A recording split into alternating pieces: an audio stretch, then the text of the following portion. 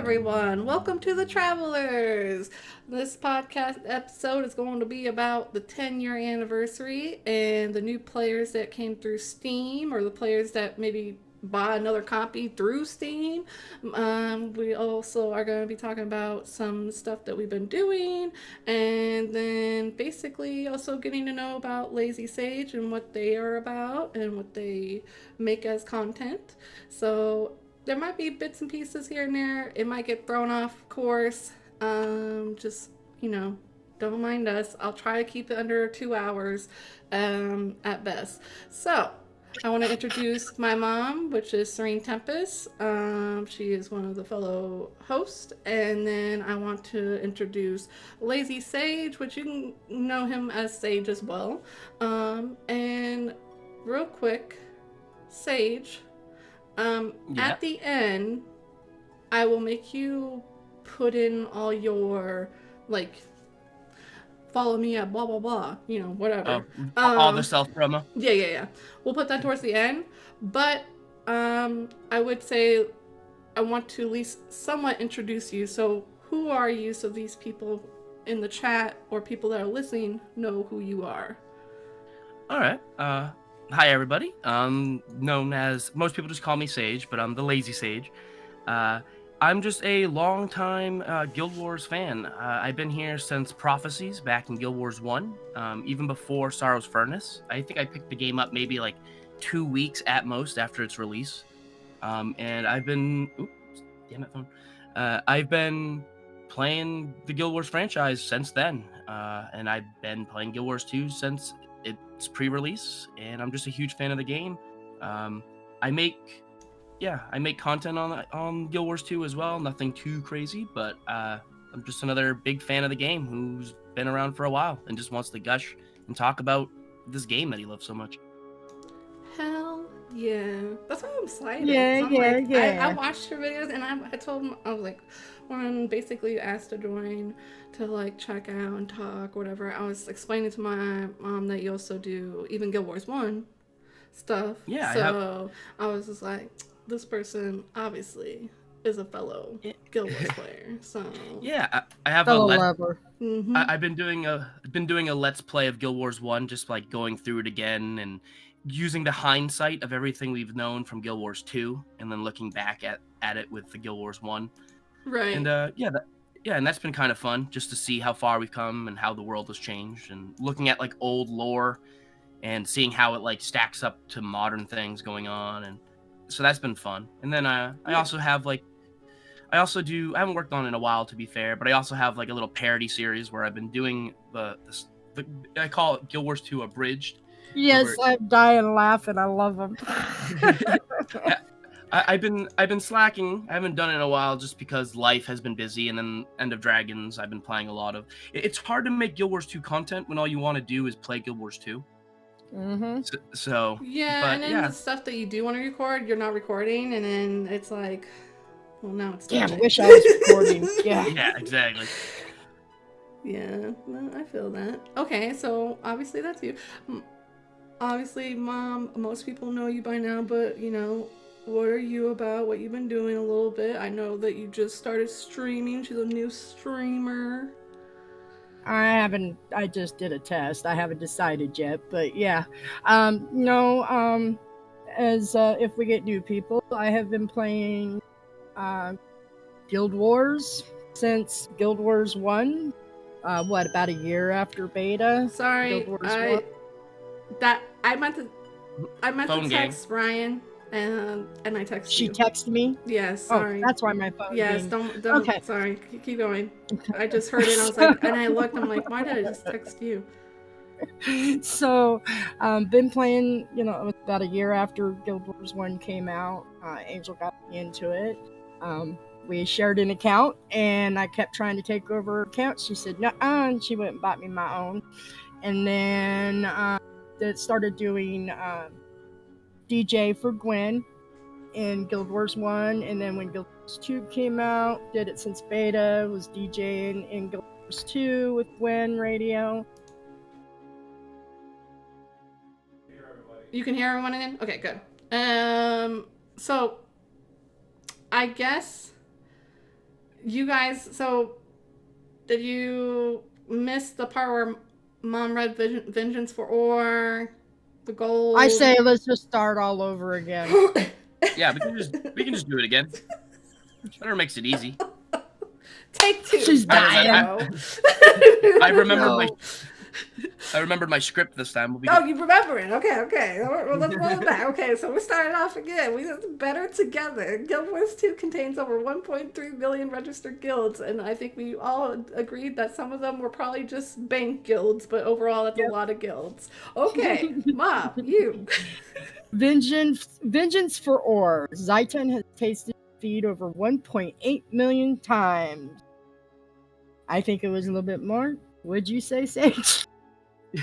I said that it's how many times do people disconnect during the last instance? That's what I wonder. Mm-hmm. Start shuffling papers. I don't even have papers near me. Shuffling. I'm like, look. All right. And then want to read about gold? Yes, you read about gold since that's what we were talking. Yeah, read the book because I was trying to hear what you guys were talking, and then I came in. That's why I was like confused on why you guys were asking me about my gold. Well, the reason why is because over 4.5 billion with a B gold coins have entered the Tyrian economy. That's equal in weight to 10 Olympic-sized swimming pools worth of water. So that's a lot of gold. Damn, that is kind of a lot. It makes me want to be like Scrooge McDuck and go up on the ladder and then dive right in and maybe break my neck because that's like physics and hard gold. But I would be swimming in that gold.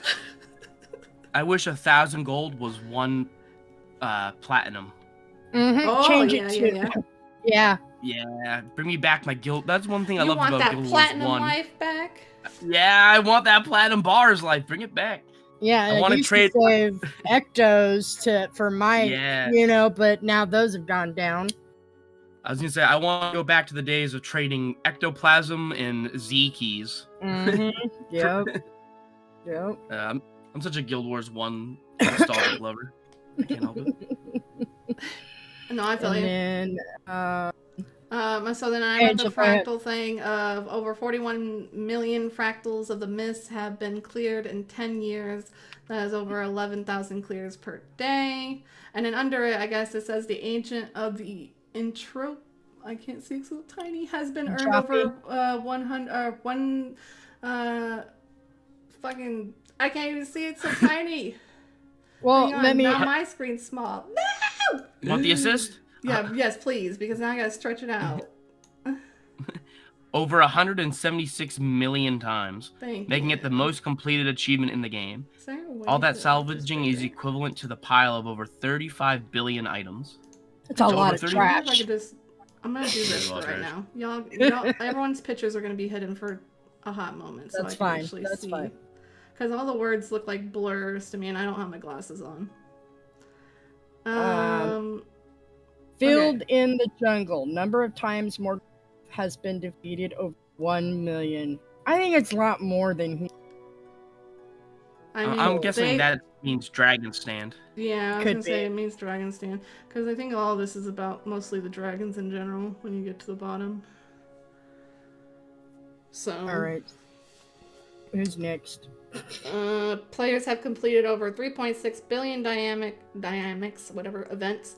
That as many dynamic events as there are people living in Africa, India, North and South America. Blah blah blah.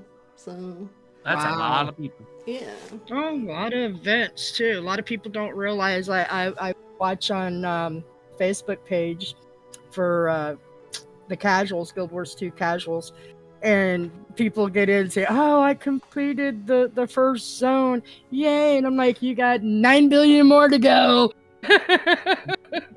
Oh, I did realize they put like Hearted Thorns, like when Hearted Thorns was like released. Yep, October 23rd, 2015. 15. That's so crazy. Yeah. I know. Living World, July 26th. I guess that was Conquering the Creator. Go ahead. ArenaNet developers have only succumbed to other players in PvP combat on 44,794 occasions. So that's actually probably that's actually a relatively rare achievement then. Mm-hmm. Yeah, there is an achievement for that from what I heard. I haven't seen it, It's You- called you- Conquer. It's called Conquer the Creator. Is the actual Wow. name of the achievement, and you get it for killing an ArenaNet dev in PvP, either World vs. World or PvP. Oh, There's okay. actually another one which isn't listed here called, I believe it's called Carry the Creator, where if you do a raid with a ArenaNet dev and you clear a boss, you get Carry the Creator. Yeah, which is That'd be helping cool. them. Yeah. Nice. So, So if any ArenaNet person wants to party up, let me know, because Yeah, me I could too. use those achievements. Me I too. don't know if I You can- have done that or not, but I have to check.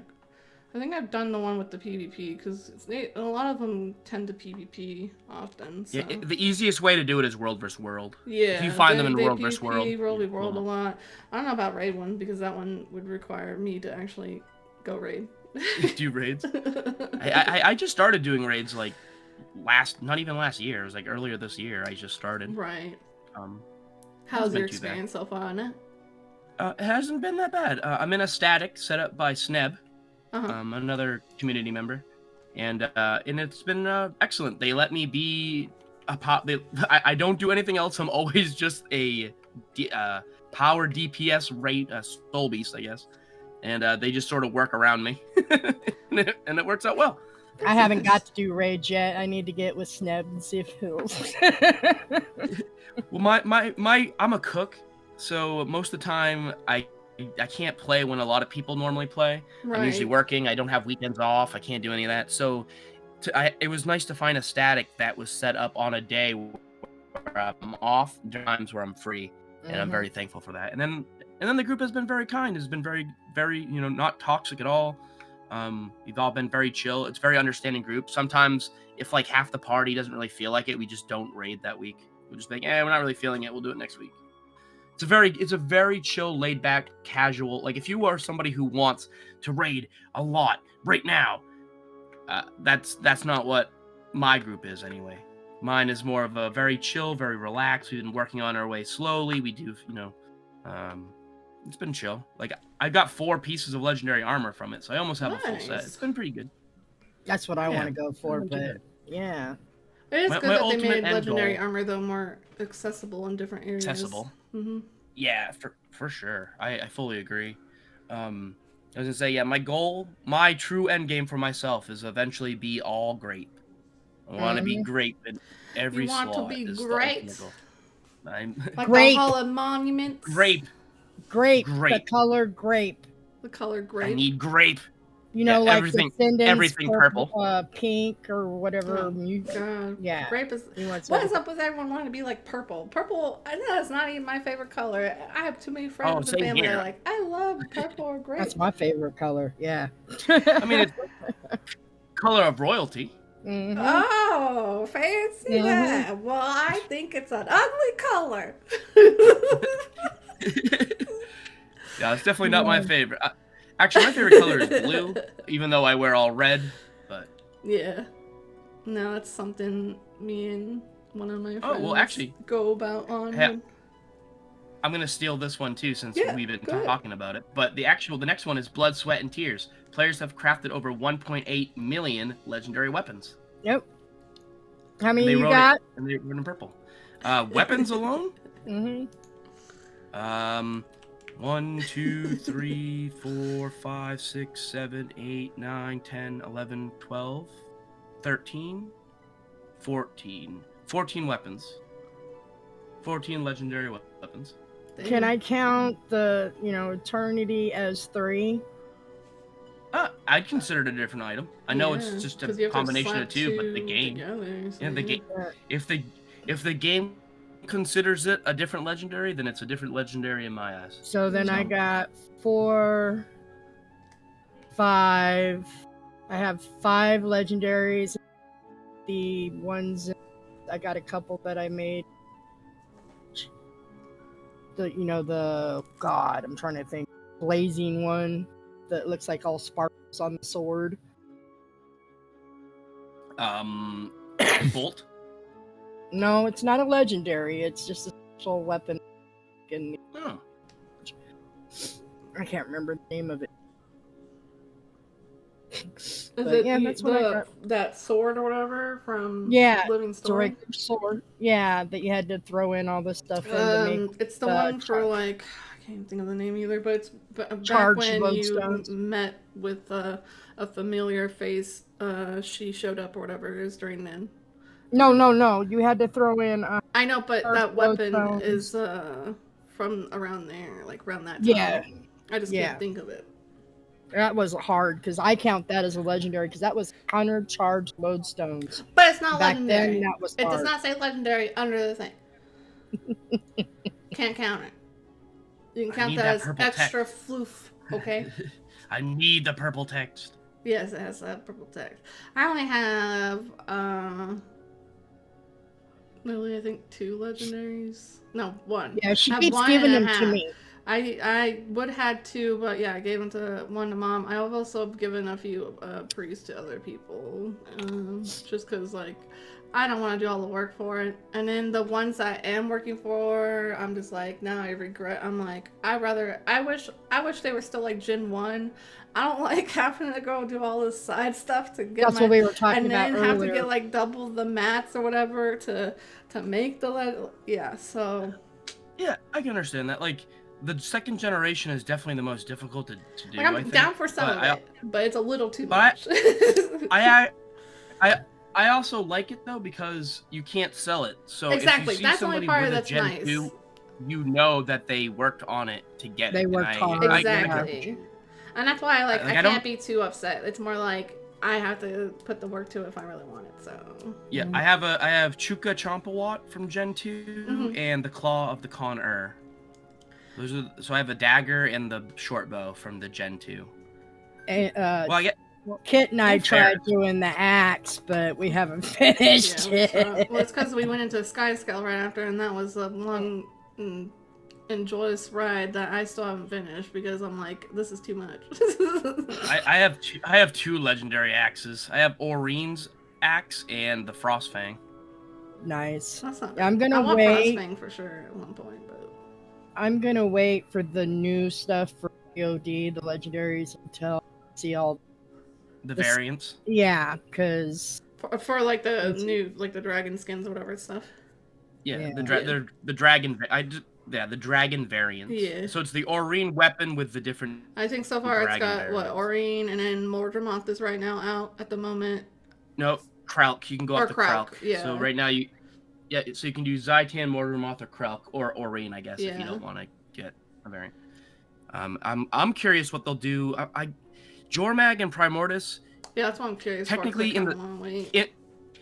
in the story, we technically saw Primordius first, but but we actually really interacted with Jormag first. Yep. So I don't know which way they might go, because like technically if you do season 3 and you do Flashpoint, we deal with Primordius then, but we don't talk to him or fight him, he just sleeps. So I don't know. I don't know which one they'll do first. I'm curious to see if it'll be either Jormag or Primordius, or if they'll do some crazy nonsense and release them both at the same time. Right. That'd be insane. So not to drag it out too long on weapons and shinies, but I guess getting around, there has been over 13 billion mount rides in Guild Wars 2. Yeah, that's cool. It's so much easier with having mounts. Going back to going on tunes and getting map completion is so much easier. I guess a lot of the new players are a little bummed because I guess the Raptor for what Mom was saying that they were given to the newer players right now is only a 10-hour thing, and I said, well, that's their way to entice you to buy the game. Entice you. It's something people got to remember at the end of the day, although it's all fun and it's a game to us, it's a business. At the end of the day. Yep. Yeah, it's a business for them. You know, so hey, at least they let you play. It's smart that they at least let you try it out, because as everyone here agrees, and I think almost everyone on the internet agrees, the mount system in Guild Wars 2 is easily the best mounts in like MMOs. Yeah, arguably in some video games. In general. They're not just here to flap their wings or yeah, take you to see, point A to B. Yeah, see, that's what I like. You know, the only thing is, I think they need to have a little bit more easier to choose from. You know, I know there's another one, Will AI, you know, that you can choose. That's still too I wish it was a little choose between mounts, which one pop out. Yeah, they Right. that's why the third party things have been helpful, but you could do a World of Warcraft where when a third party makes something useful, you just sort of copy it and put it in your game. Because like Yeah. something that a lot of people do, I don't know if you've seen, but they do they have like the reticle, they have the mount reticle. I don't know if you've seen it at all. No, I It's like haven't a seen it. button. So it's an add-on you would download, and what it does is you'd press like a button, and it would make all the mounts appear on like a wheel on the middle Yeah, of your that the Yeah, screen, I've and then wheel. seen you some Yeah, would that. streamers with it. I was wondering what it was. So. yeah, and then you would just highlight which one you'd want, and you'd instantly just mount onto that one. Oh, that's kind of That's cool. it. I think it's called the mount reticle. I think is what it's called. I'm not sure. I'm sure you can find it if you just type in like Yeah. Guild Wars 2 mount reticle. You'd probably find Yeah. it. But yeah, Okay. that's so something like that makes it a lot easier. I have all mine just key bound on my keypad, so I can just be like, 1 is bunny, and Yeah. then two is whatever this is. I don't even know. I barely ever use Yeah. it. And so on and so forth. But yeah, I agree. It can definitely be annoying, especially because they're not really key bound at first, so you're gonna have to go through and like do it. I think otherwise you have to deal with a little changing mount button. But yeah, Next they one. are awesome. We can't. Yeah, no, I want I'm probably gonna look into that because I've seen it Me before too. and I've seen it on stream and I don't know. It's one of those things. I guess you gotta take with your risks if you download any of these. So just make sure you're. I always into think of it it. this way: if I have seen ArenaNet partners using it Yes. on Safe. stream. Yep. While ArenaNet members have been in their chat, Yep. I'm assuming it's probably fine. Yeah. Same. Which is the one thing thing with I Arc kind of like. DPS. It's been a big baffle with me is that like it's always hard to sit there because it's just like, can you just say yes? Like, I know it's hard because like you feel like you're gonna flood the door with other things, but it's like, can you just say yes to that particular add-on and not sit there and be like, no, yes? You know what I mean? Like, that's my only issue. Yeah, but I get it. They want to make sure that other people don't throw a fit or something. But they have to cover their own butt, and if they openly, fully, heartedly agree and promote something, and then something goes wrong, they're liable. So they can never fully be like, yeah, we endorse this 100%. They can't. They won't do it as a business. It's not safe. It's just not a good thing to do. So they'll never openly be like, yeah, this is 100% okay. They can only like subtly imply, or they can sort of just like clearly like don't pay attention to it. You know what I mean? Like, yeah. But I would agree. It would be nice for a lot of people, especially people who are on the edge and are very cautious. It would be helpful to just get the I just want but something simpler because as an old I have issues with my fingers, so it's like trying to, if you rapidly have to get to something else, it's hard, and my vision's a little too, so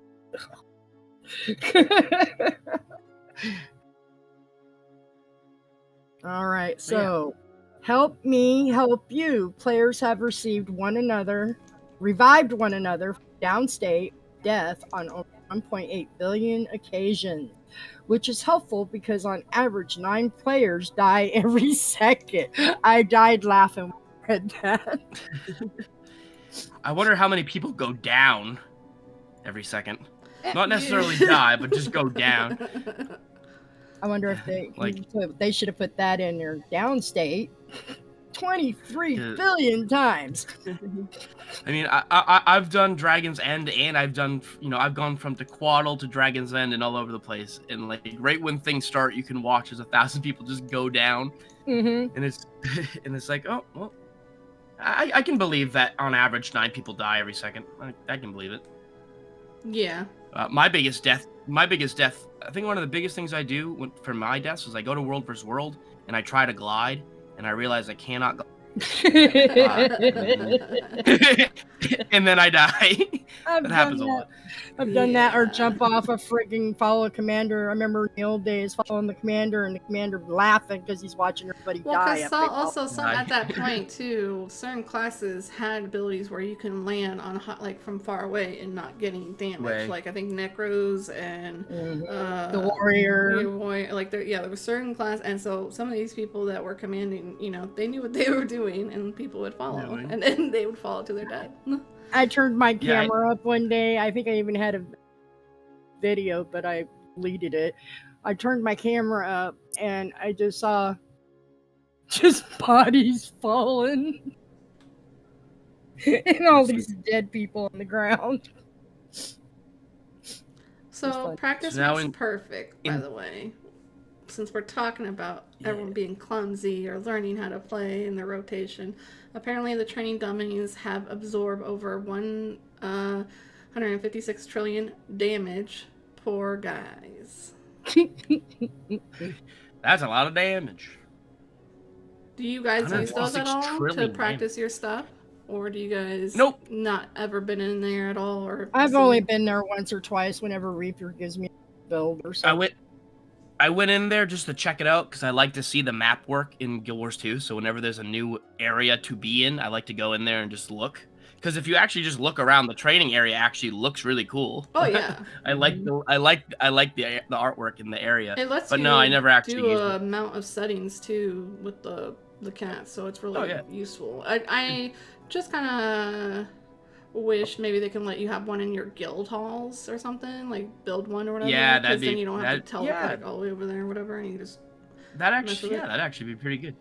I don't know why they don't. That's a pretty good one. Yeah. Huh. But go ahead. Go next. Crocatoric has been cut down over 521,000 occasions. So I'm guessing that means the Dragon Fall meta has been done 521,000 times.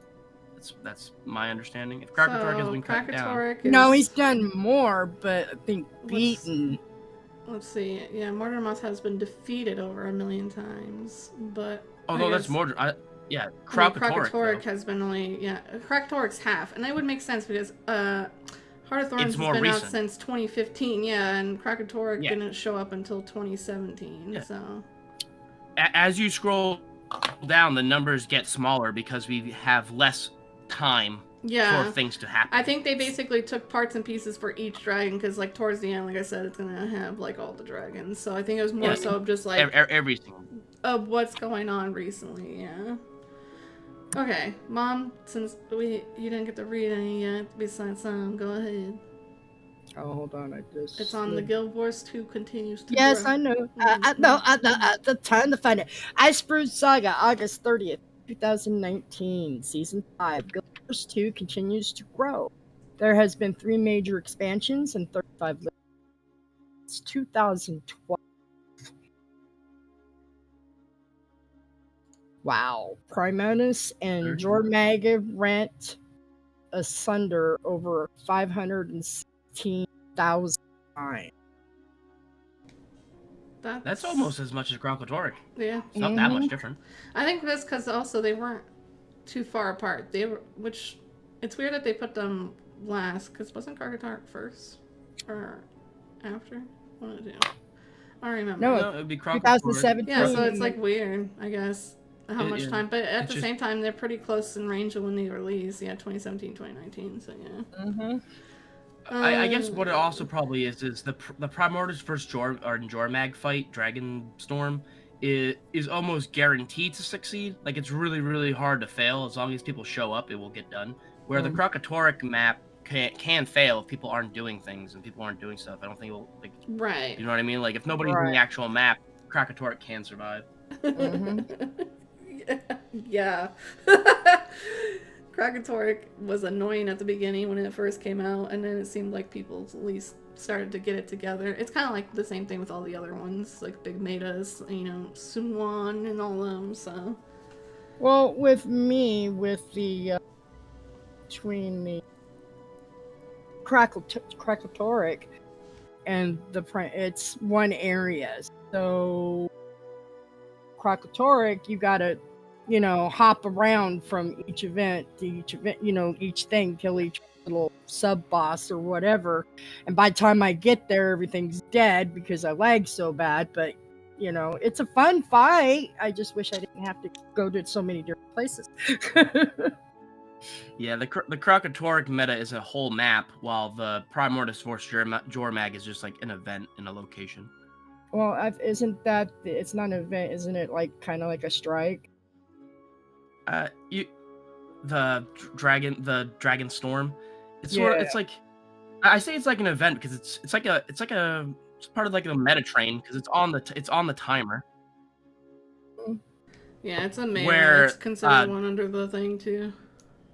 where Dragonfall, where you fight Krokotoric, isn't on a set timer. It's based on each map that spawns. So like the map will spawn, and then it will fill up depending on if people on that map actually do events or not, and then it resets. So like coming back in. Dragonfall could have multiple versions going on at the same time, Yeah. where Right. things, yeah.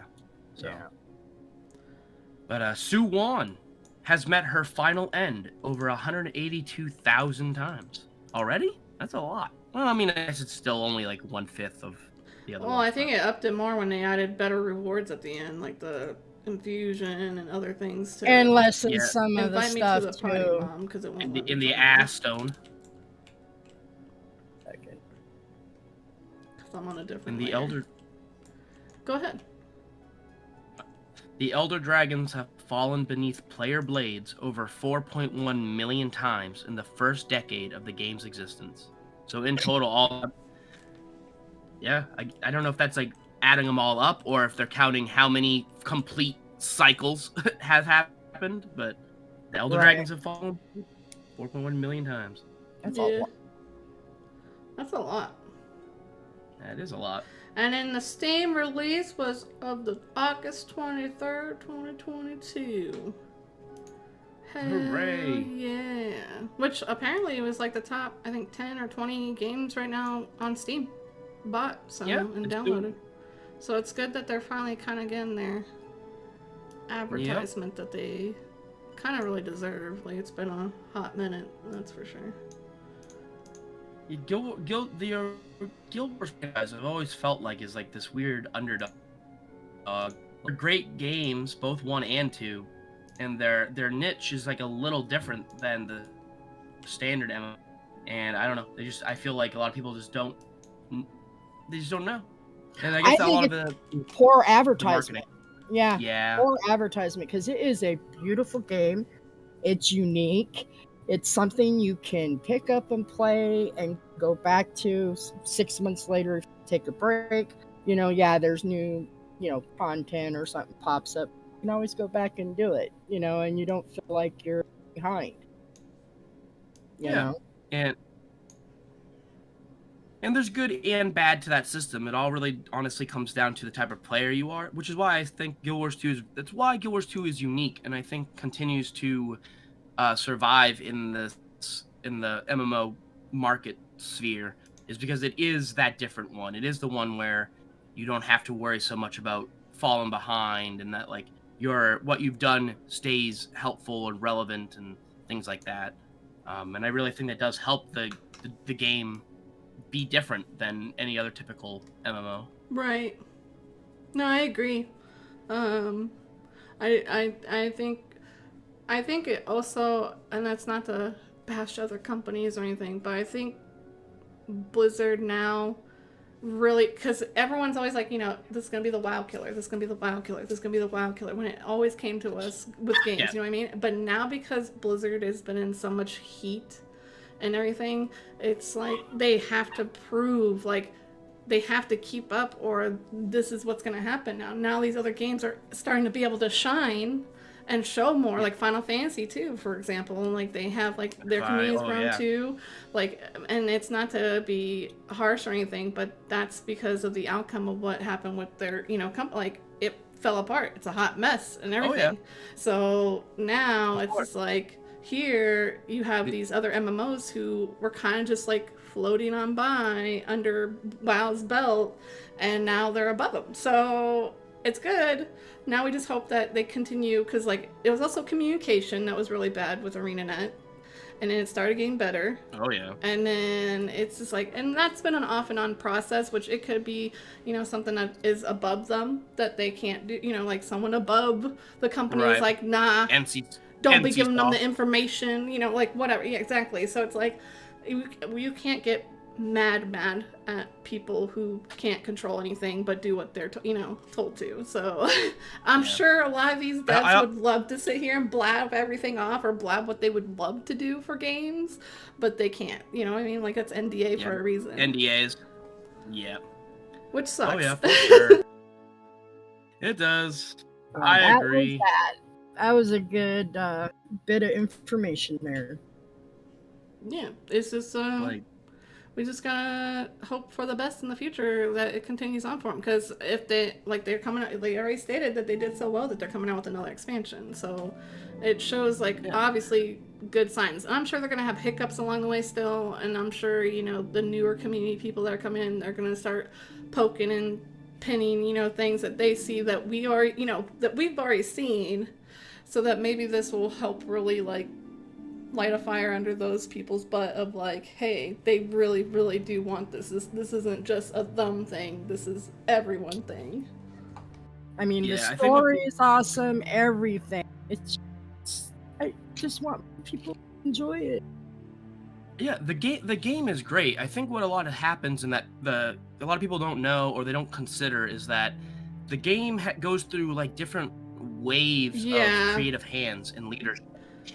It hasn't just been like the same people calling the shots. Like ArenaNet has switched hands and traded like who's leading the ship It's multiple trading times. the hands, and I also think Kitty said, which sadly ArenaNet is kind of like that, where they rely too much on some certain content makers, which is fine. I don't have a problem with them. I enjoy them. It's the fact that you can't rely on that. You have to go to other people, even if it's like a little guy, a big guy, whatever. You need to go everywhere, not just a certain select group. Yeah. And I know that they might be scared or cautious because you don't know what that person can be like after a bit, or maybe they might act up or whatever, and they have no control over that. But it's you have to give chances to everyone, or chances to advertisements, and sometimes they do the food stuff or whatever, little things here and there. But again, that's not very good, because sometimes those food stuff are limited. Even then, they're limited to what area and states and countries, or give so it's they just need a little more tweaking on advertising. But again, you can't blame Arena, because again, it could be NC Soft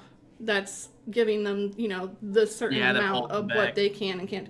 Who know? I mean, we're not a gamer we're not knowing all privy to the so it could be multiple layers of reasons. But overall, it seems like it's getting better, and it looks like it's getting better. I just hope they continue forward to expand their advertisement.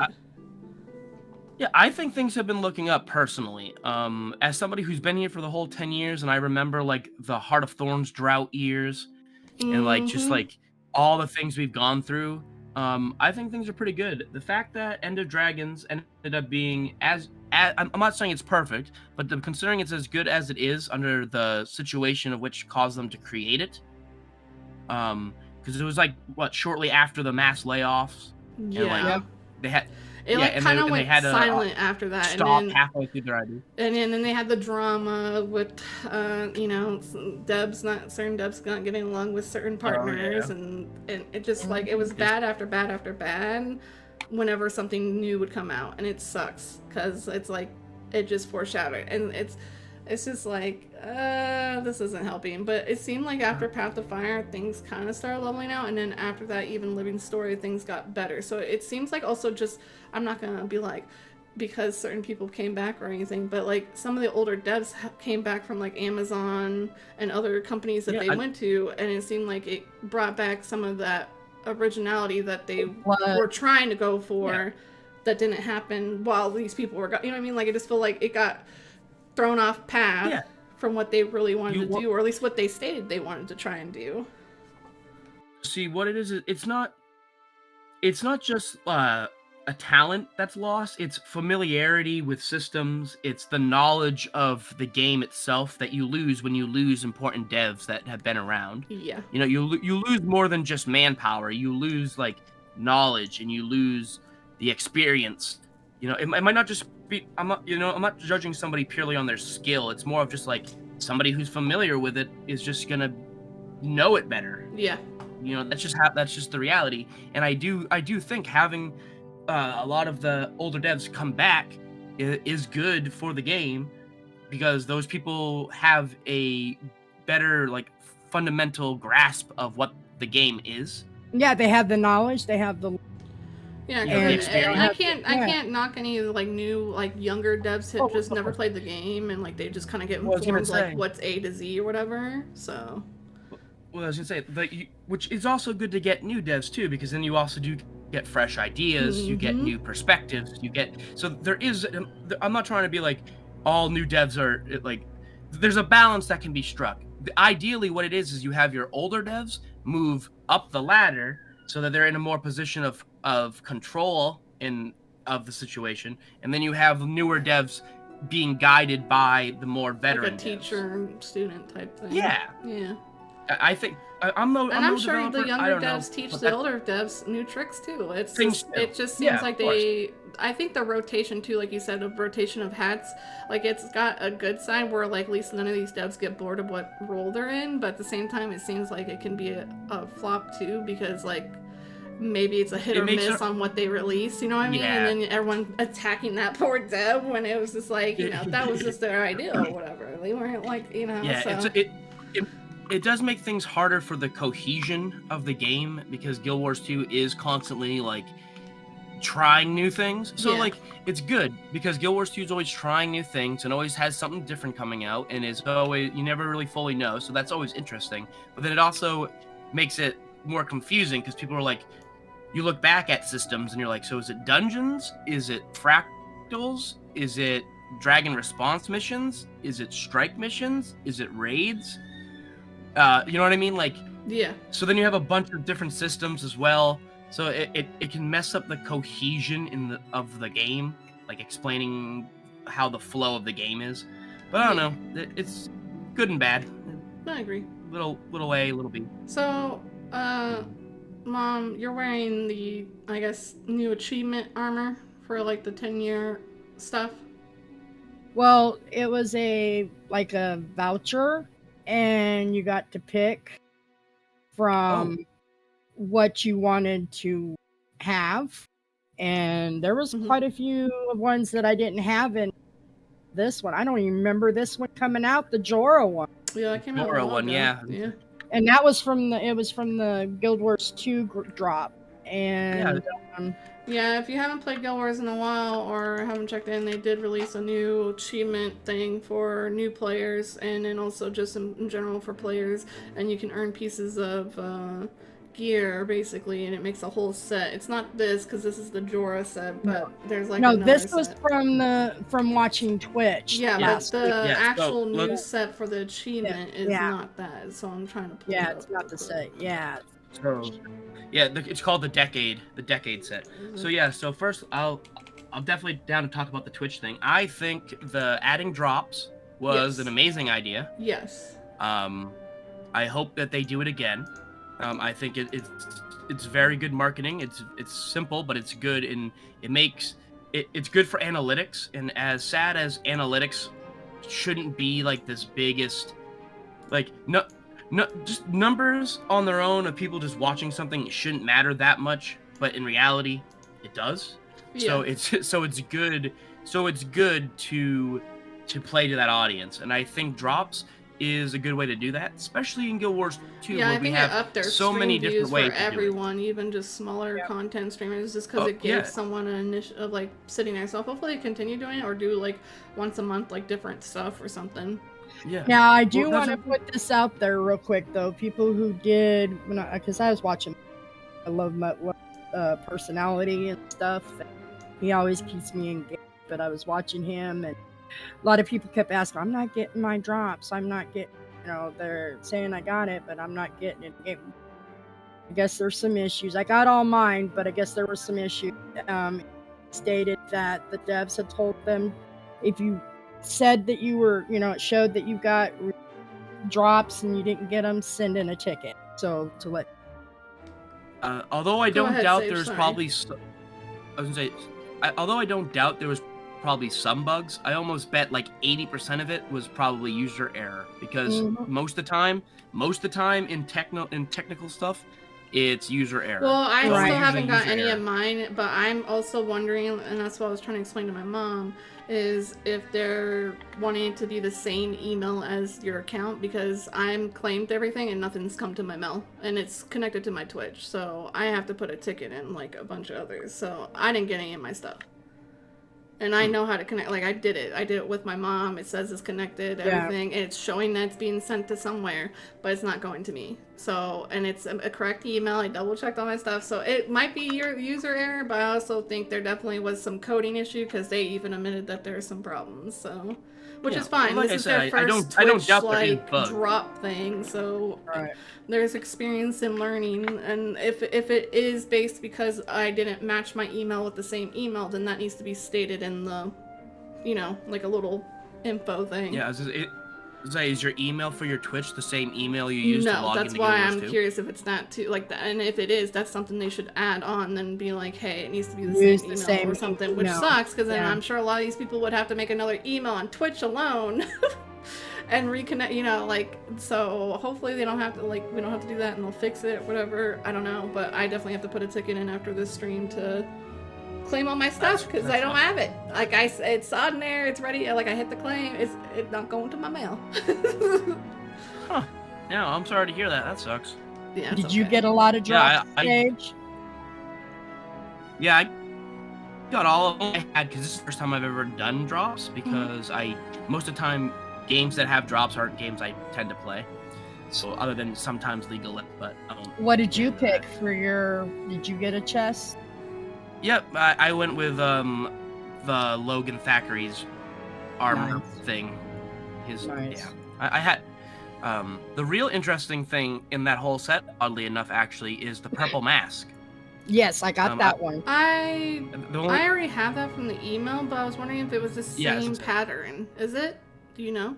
It's the same. Yeah, it's the same pattern. Okay, so I don't feel like I lost out too much. I lost out on some boosters and an outfit, I guess, but I'll put a ticket in still. But I was more concerned about that mask because I wanted it, but then I was like, it looks exactly like the one I got for that, sign up for their newsletter thing that they had, whatever. Yeah, so.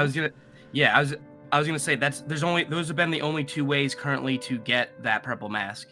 Has been signing up for the letter or doing the Twitch drop. Which is if you got the purple mask, you got if you have the purple mask, you have the rarest thing out of the drop set, at least. Nice. Sucks still, obviously, not to get your outfit, because, I mean, that's still 800 gem, and I'm not whatever, really a big saved. outfit person. I'm so happy they're, starting to release back armor sets again, so it's like... I know. that was my thing. I like armor sets, only because even in Guild Wars 1, we could play around with silly different... it might make the stats a little weird, but it was fun. Something I wish they would just do, there might be some type of mechanical issue perhaps, but I wish they would just let all armors be on any set. Yeah. You already have outfits, and then you already have a whole bunch of other things that obscure and they cohesion basically of how made it things account look. Bound at this point. It's not like you're not unlocking this on every character like you used to, so it would make sense that you should be able to somewhat. So I don't know. I would just let the heavies wear cloth-looking armor if they want, especially in PvE. Is it really that big of a thing if a warrior wants to wear cloth, or if a mage if an elementalist wants to be full-plated armor? I would just let it happen at this point. You're already a game that leans so heavily on letting people design themselves and express themselves and set themselves up and customize. You might as well just go whole ham on it, I think. But that's just me. No, I get it. So basically, that was basically did you guys do anything celebration-wise for your 10 years? Did you play the game some this week? I know you said you work and stuff like that. Did you get to, celebrate any or work on some of the achievements? Or yeah, I have everything. I have the full decade set, and I have all the armor done. I'm still working on it. Yeah, I got it all done in 2 days. I did everything except the PvP on day 1, and then I did the 10 PvP matches the following day. Yeah.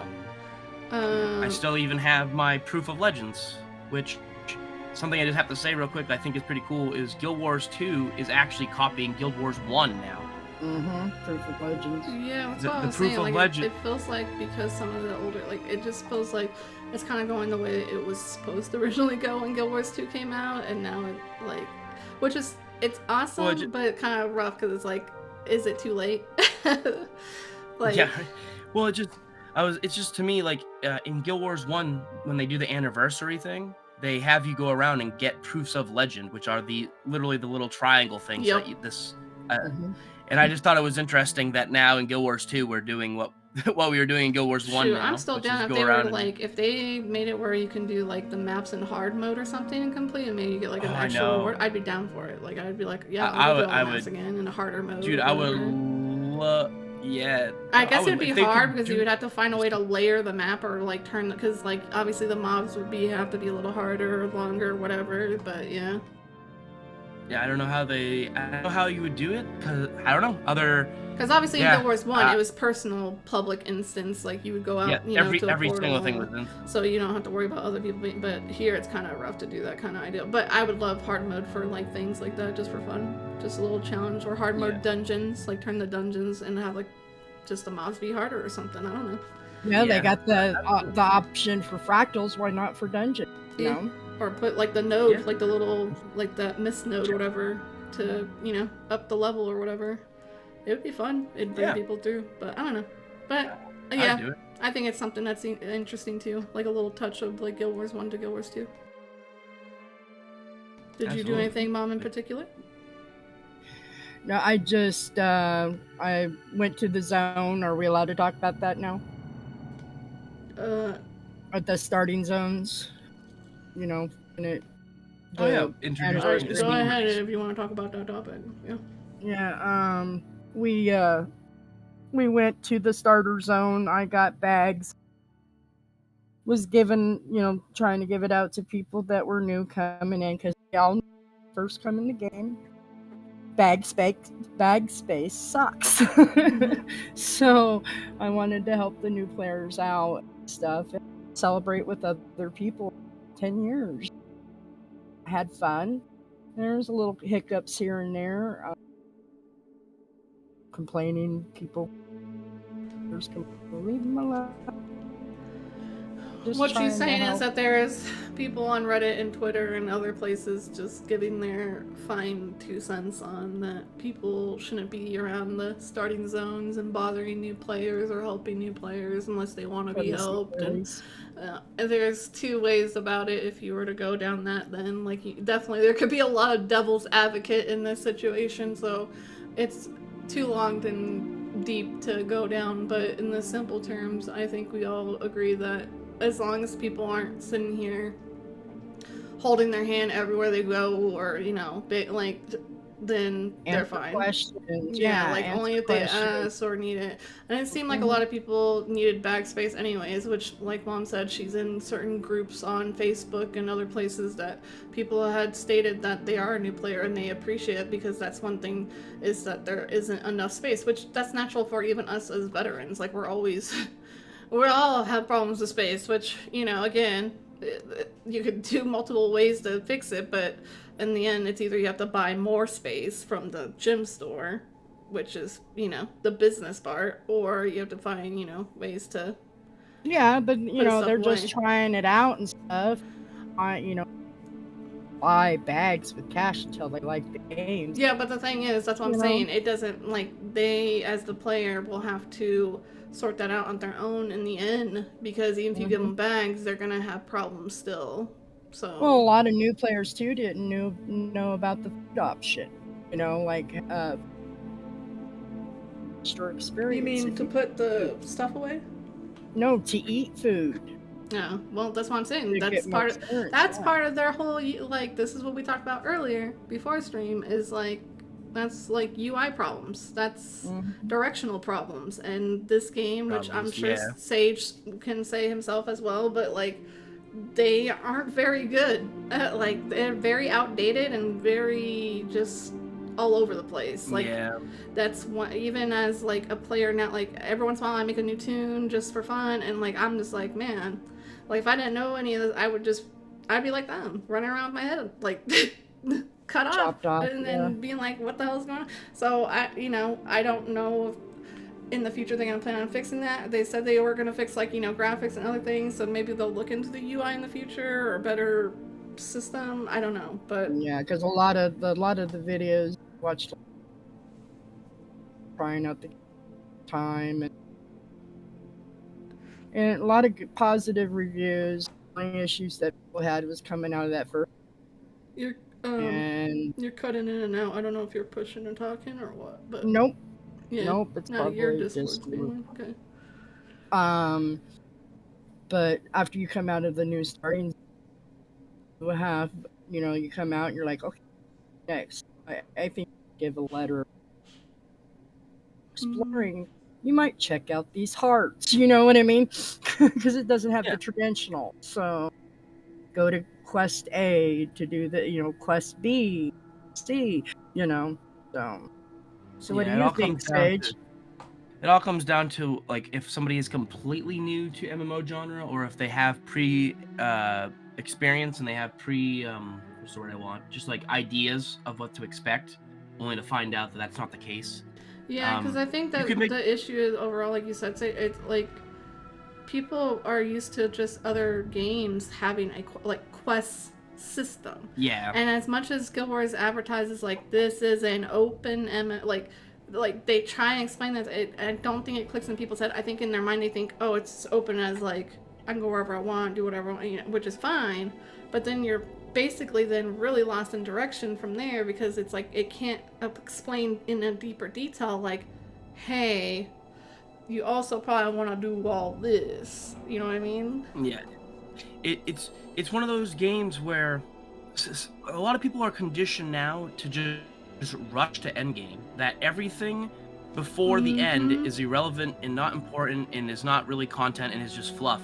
When in Guild Wars 2, really, it's not. Like the real game, the big part of the game is just playing the game. Like just play, go around, see different events, see what's going on in the world, explore, find cool jumping puzzles, find hidden areas, fill out your map because you're actually rewarded with the gear that are like with things that lead towards making legendary items. Yep, With map like completion and conditions. stuff. Yep. They want you to actually play the game. That's why like Guild Wars 2 for the most part it is all endgame. Like yeah, you have leveling up, which is for the most part, really, it's supposed to just be a way to like get used to some of the basic systems of like weapon swapping and gear and stuff, which they don't do a great job explaining. But it's supposed to be about that, and then once you're level 80, you're just level 80. Kind of honestly, a lot like Guild Wars 1.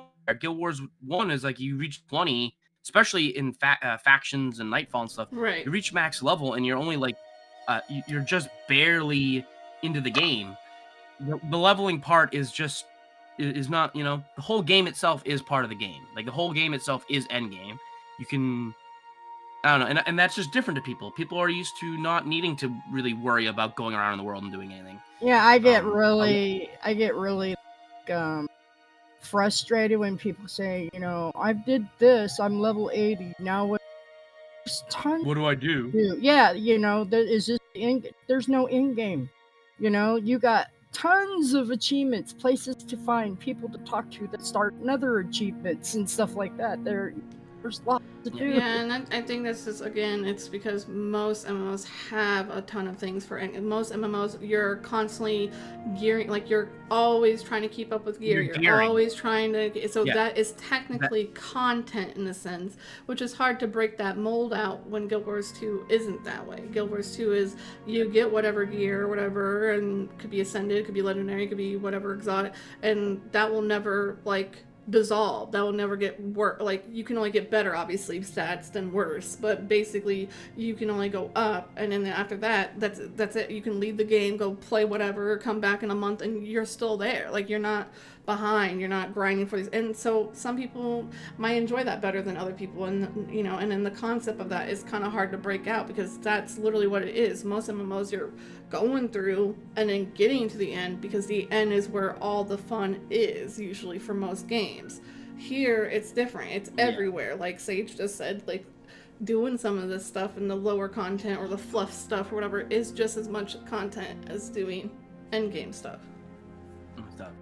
The closest thing I feel like Guild Wars actually has to quote end game stuff is the story. Like once you've done your entire, you do your story, you do the newest story that's out for the expansion or the newest narrative story for whatever, and that's the closest thing to like a guided. I could call it guided endgame. That's the closest we have to a guided end game. Yeah. And then after that, it's like, okay, go work on stuff. Do you want to do achievements? Do you want to try tackling some harder content for the week? Do you want to go do, You want to get shinies, cool yeah, looking it's up stuff. to you. And then you every have to take few initiative. and then every few months we got new story though, so it's still Yeah, not but even ending. then, story is not enough. I will admit that. I feel story lately has been shorter for and sure. shorter and shorter. But and that's just I can't really. But it's the economy, it's the market, it's what's going on. You know, so I can't hold it to them forever and be like, well, this is the reason why I can't play this game or something. Like there might be for other people, but for me that's minimal. At this point, even Final Fantasy is starting to do that, where they only release every 4 to 3 months. You know, and it's the COVID kind of also knocked a lot of people off their feet and balance too. So. Yeah. You also can't make that much content like good quality voice acted, quality, exactly. If content, you rush it, it's going to be noticeable. and not get consumed. Well, it's going to get consumed super fast. Like you cannot make it good at the same rate as people can consume it. It just can't be done. I mean, shoot, so, I'm going to use an example, and it's so stupid, but Final Fantasy recently came out 2 on Tuesday, like, they had their big content, and they have Island Sanctuary, and there was already people, they're already level 10, because, like, the max level is 10 on the island at the moment, but it was, like, I was going through their forums, and it was already people, like, I'm bored, I have nothing to do, and you're just like, okay, what did you do, Island, you know, and they're like, yeah, I'm already maxed, it's like, why did you, like, even the devs themselves, like, Yoshi P himself said, take your time, enjoy it. It's breaks. supposed to be a slow, relaxation. And these people just like, no, go. Like, it's like, holy crap. Like, there is definitely a different type of, like it sucks because it's like a double-edged sword for some of these companies where it's like, do you please only the people that are speeding through and having like a loud voice, or you know, appease people who take their time? Like, yeah. So I would put myself in that camp. I'm honestly the type of person who, like, when new content comes out, I consume it very quick, very hard, and I usually clear, like, I'm the type of person where, like, back when, like, season 4, do you complain that you're already bored? No, that's where I was going to be like, but then I don't complain. Some of these people, where it's like, you sit there and you come on these and you guys complain when literally the devs and like even Guild Wars 2 devs have stated like a couple like, hey, this is gonna be a little bit, and it's all of a sudden like it comes out and all of a sudden rage, like why? And it's just like they did state it. Like, do you think it's gonna fix itself overnight? Like, yeah, some people have just unrealistic expectations. Yeah. And the thing that annoys me too is the difference between I have nothing to do and there's nothing I want to do. Because these are two totally different things as well. Because the game might have tons of things to do, you just don't feel like doing it. And that's fine, but don't blame the game for lack of content just because you don't want to do it. Right. You know? The game, it's one of those things where it's like, no, there's tons of things to do in the game. If you don't feel like doing it, that's fine. That's one of the beauties of Guild Wars 2 is like you can go away, and then when more content that you want to do, come back. Yep. Yeah. And like I said, and people complain about not having enough story. There's story in the achievement log because see that you know that's what I mean? UI problem. You know, it's like go do achievements. Got more story, little side bits. You know, in the achievements, like finding lore. Those are the things that need to be in like a quest log. All those additional achievements, especially at the end of Dragons ones, we could really use like a quest log because some of them are really good and some real good. Like, have you guys done the thing with Marjorie where you put Marjorie's sister to rest? Yes, and I loved it. I cried, and then do the what was it? The lore, the char that writes love stories, romance novels. Goldclaw. Yeah, I love him. Great, definitely one of my favorite characters. And that's the thing, great. Is like some of these people who do rush, they miss those things, and then they like come back around and be like, I didn't know I was there, and it's like, well, because you just kind of rushed to the end, and you didn't like take an actual look around, like breathe in for a moment and look around, because like I bust through content too, but I also like look around. I click on anyone I can tell, like even NPC, like if they're there, some might not say anything, but then there's like you guys just said, like going like he has his own little adventure going on and little books that he's writing around and stuff like that. And it's interesting that they like add little bits and pieces everywhere around the thing. So yeah, Guild Wars has all this stuff. It's just you have to go to it doesn't shovel it down your throat. You have to go to it if you want it. And to some people who are so used to being just railroaded and just on a track, they rush to the end and then they're like, yeah.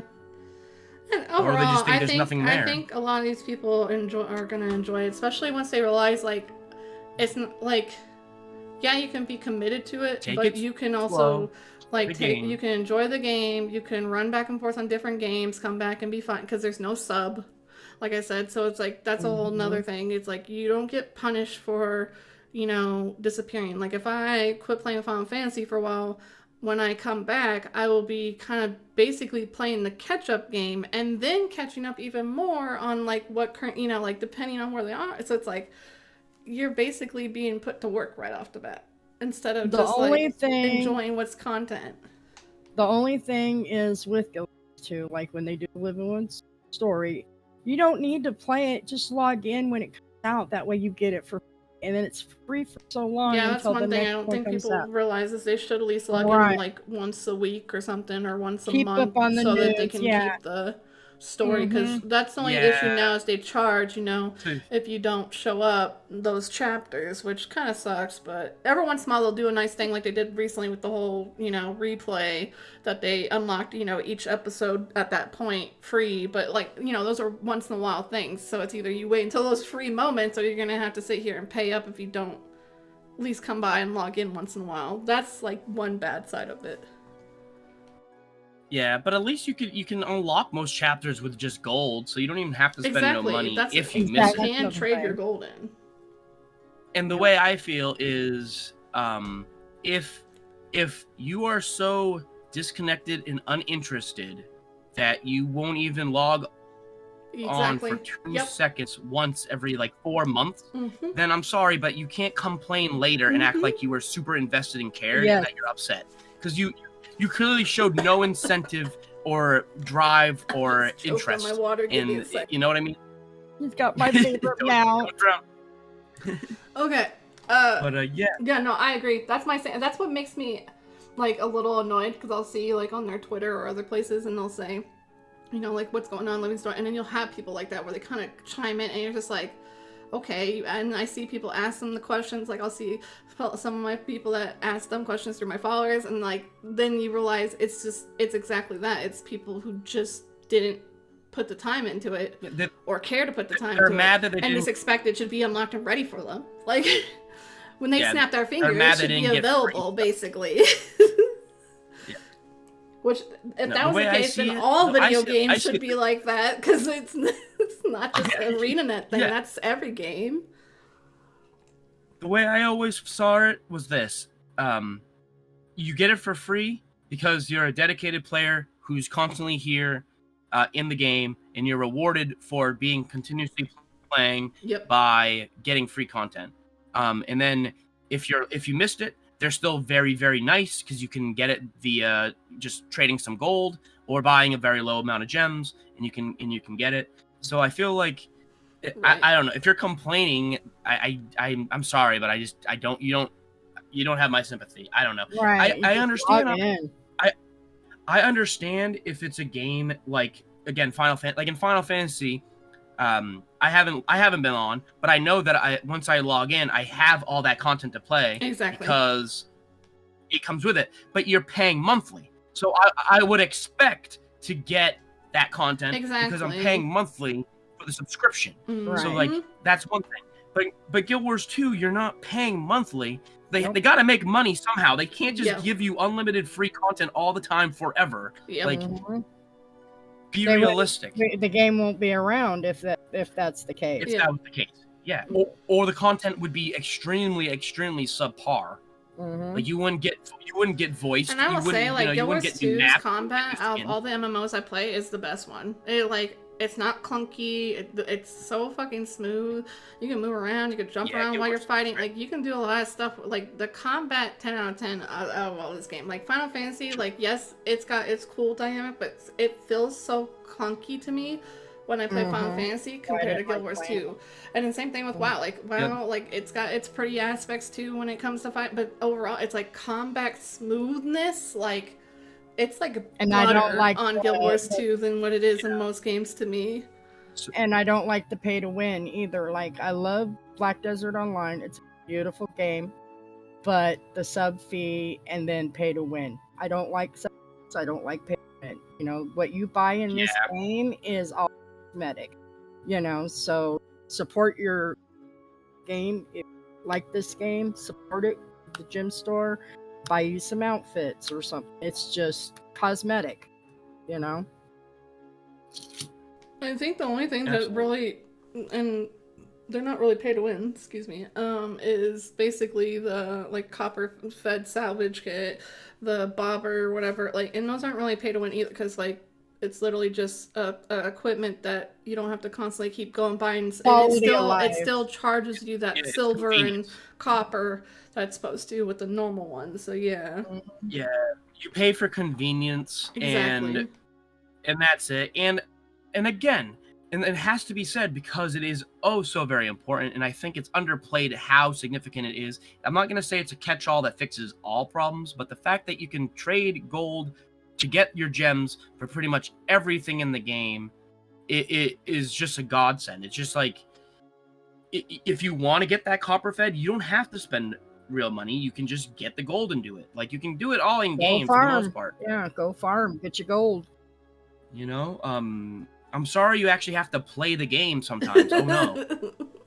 I don't know what else to tell you. Like at a certain point, I can only give you so much sympathy before I'm like, look, it's a video game. You have to play the game That's why I to feel get bad stuff. for some That's like the point the of a devs game. in general, because it's like I feel like people took the blame on the wrong people and not for the people that are above them. Because you know, like there is the final check person that's going through Of these course. things. It's not just like the devs are like, here, put this in the game and that's it, done. No, they have to sign off on a lot of stuff. And then on top of that, I'm sure the devs are doing the same thing, like brain questioning their mind when a player's is like doing that stuff where it's just like they aren't even trying, but then they want it to just all be handed to them, and it's like, oh, okay, why did we Yeah, even I make don't- this it's game? like Why are you even playing our game? Is what I you would don't say. want, yeah, you don't want a video game. You want like an action figure doll with accessories. Like I don't know what it is you want, but you clearly don't want a game. Yeah.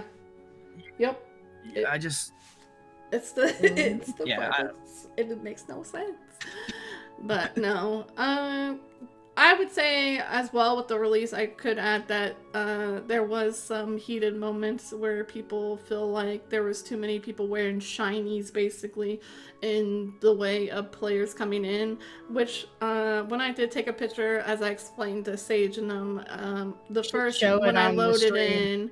in, I Can you should show be it? able to. I Because don't we took know. pictures. It's in my No, Discord. I just have to see if I can edit without the whole blackout screen thing again. So, Oh, yeah. like I don't really mind. I didn't really mind people being there and being shiny. That is Guild Wars 2. You might as well show them what the game is up front, and if they're not gonna like it, then they're not gonna like it later because it only gets that's Worse. just that's Guild Wars 2. That's just how it is. My only real complaint was the char guy, the guy with 8 identical looking yeah. char that all had that slight variation on name, and they all had like that putrid infusions. I put and it up on the they look stream so you guys can horrible. have an idea. But when I first loaded in, I basically loaded in with these guys lined up, and I thought my graphics card crapped out again or something because during for a little bit they had where you can test out that DirectX thing that they had beta going for a little while. She was And having I had it issues. on, but I was having weird issues where like characters would look like they had like purple pixels all over them or green pixels all over them and stuff. And so when I literally loaded up, I was like, "Dear God, did my like game break or something?" Like freaking out. Again, though, I cannot get mad at the player themselves fully. Like I can only say like if they did this, I would just do 2 char or 1 char, whatever. I wouldn't have done that many. But other than that, I can't get mad at them because ArenaNet gives these players these bright dyes, these bright infusions, these bright like legend like things that are shiny without people being able to, like on my end, be able to turn it down, turn it off, whatever, you know, stuff like that. So it's one of those things. Yeah, I agree.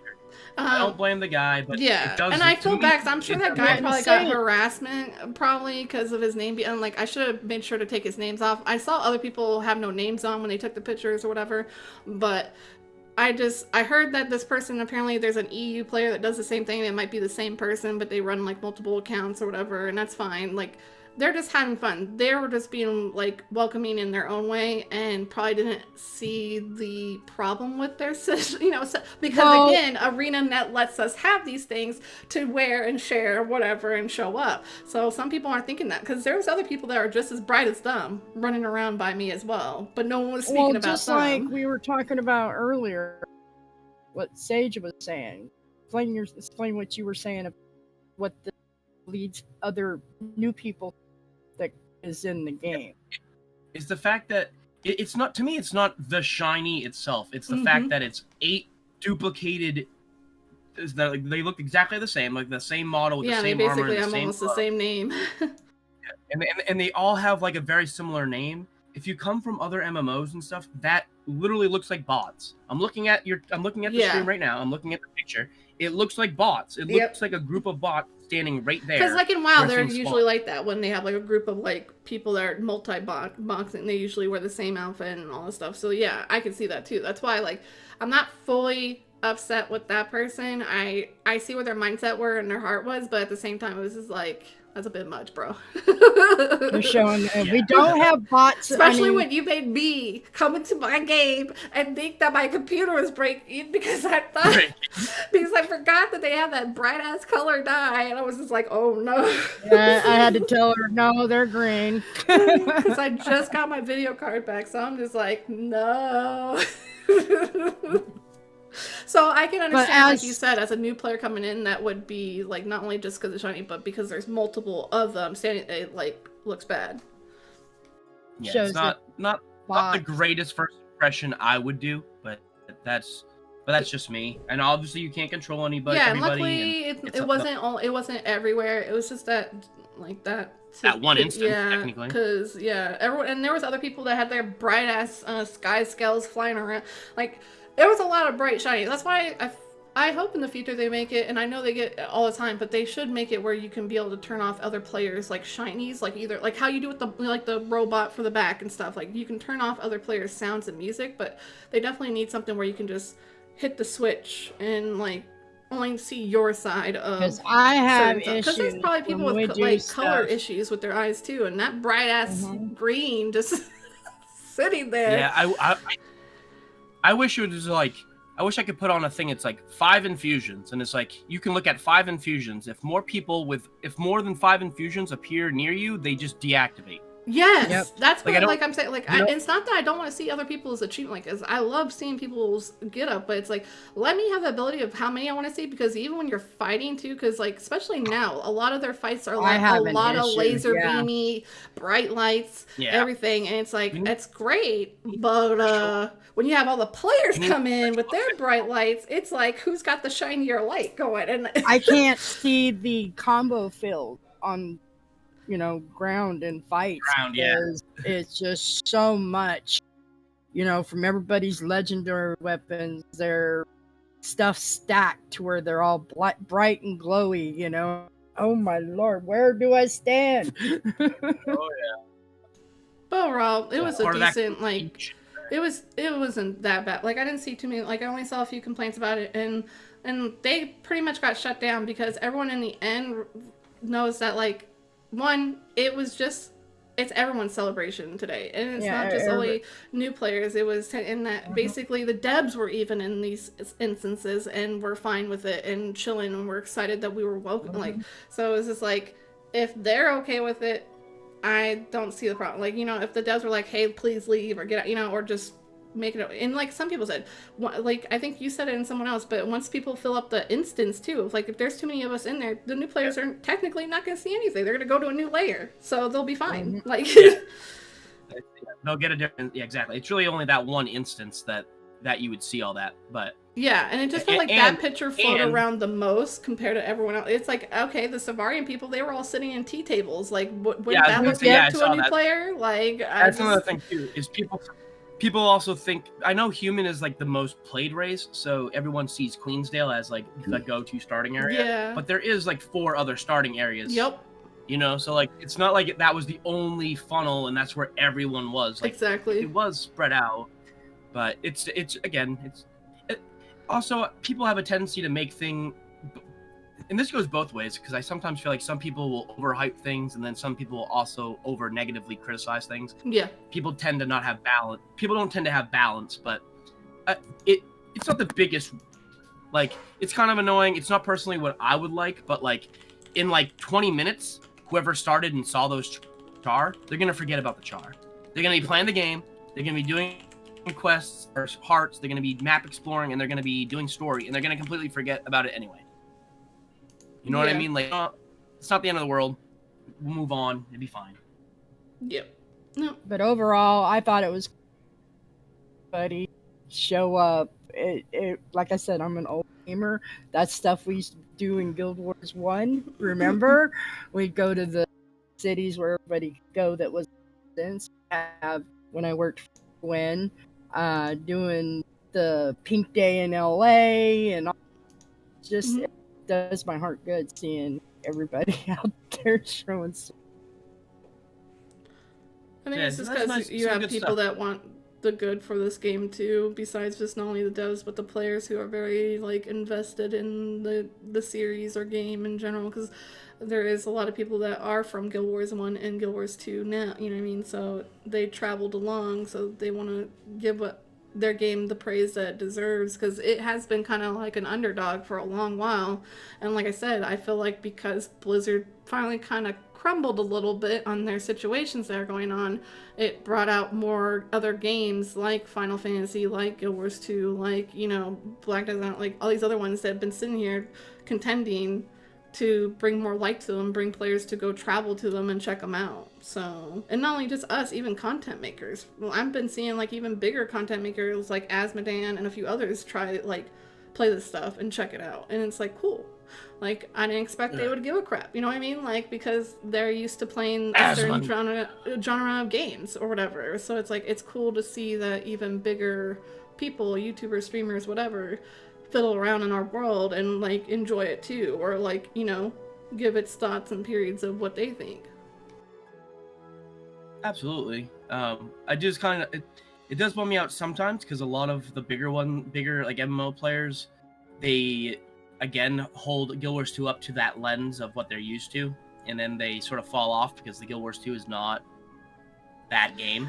There's some of them I definitely just know that they come around like seasonal releases to get their numbers. You could, which I feel like a lot of fans by now kind of know the difference, especially because now YouTube and Twitch has been out for so long that people who watch, you can tell who's being like honest and real and who's just there who's there for the like yearly, you know, let's get these numbers, you know, because you know there's certain ways where like you just I love this game, but this dev gave me basically all this stuff for free to go ahead and try. Like, they get everything handed to them, act like everything's good, and then the next video or whatever, it's like, or later on, it's like complain, and it's like, because you literally got everything handed to you.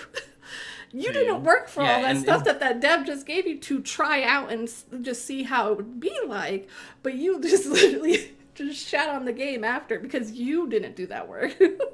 Which there is a few like that. That's what bothers me the most. But there's honest people out there too, and I just think it's, you gotta take it what you feel like is being genuine and not at the end of the day, and who's just there for, like you said, business. And two, I wanted to. I thought it was good because it showed, because like you and I were seeing through, they announced Steam. A lot of people were saying, "What'd you say?" Some people, "Oh, it was the game because the game's dead." No, the game's not dead.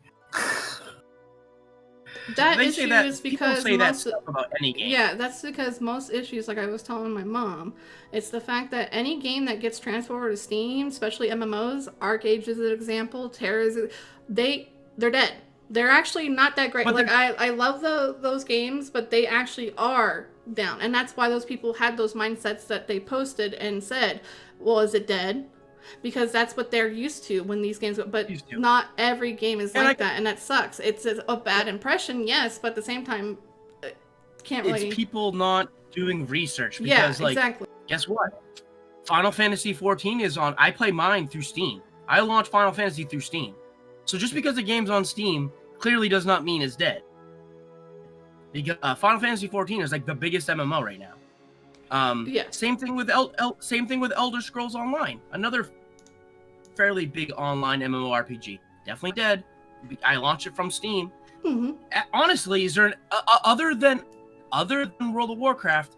What's another big MMO that doesn't run through Steam? Black Desert doesn't, does it? No, I think it's on Steam now. It does. Does it? Really? Because that's why they... Yep. But Black Desert also have transferred over many companies now that they're getting to that point where they're like ArcAge and them, where like they've been handed over so many times that hopefully they... Which is also on Steam. Yeah. Hopefully, and which ArcAge is completely... It's in lawsuits right now for them. That's how bad... They in the deep end of the bracket right now, which is sucks. That's bad. Yeah, it's bad. Like, they've been having a couple... Because me and Kitty Bear, we played a lot of MMOs, and ArcAge was, before it went to Steam, was one of our major games that we played a lot, and then, like, it passed over to another company, and then that company went and passed.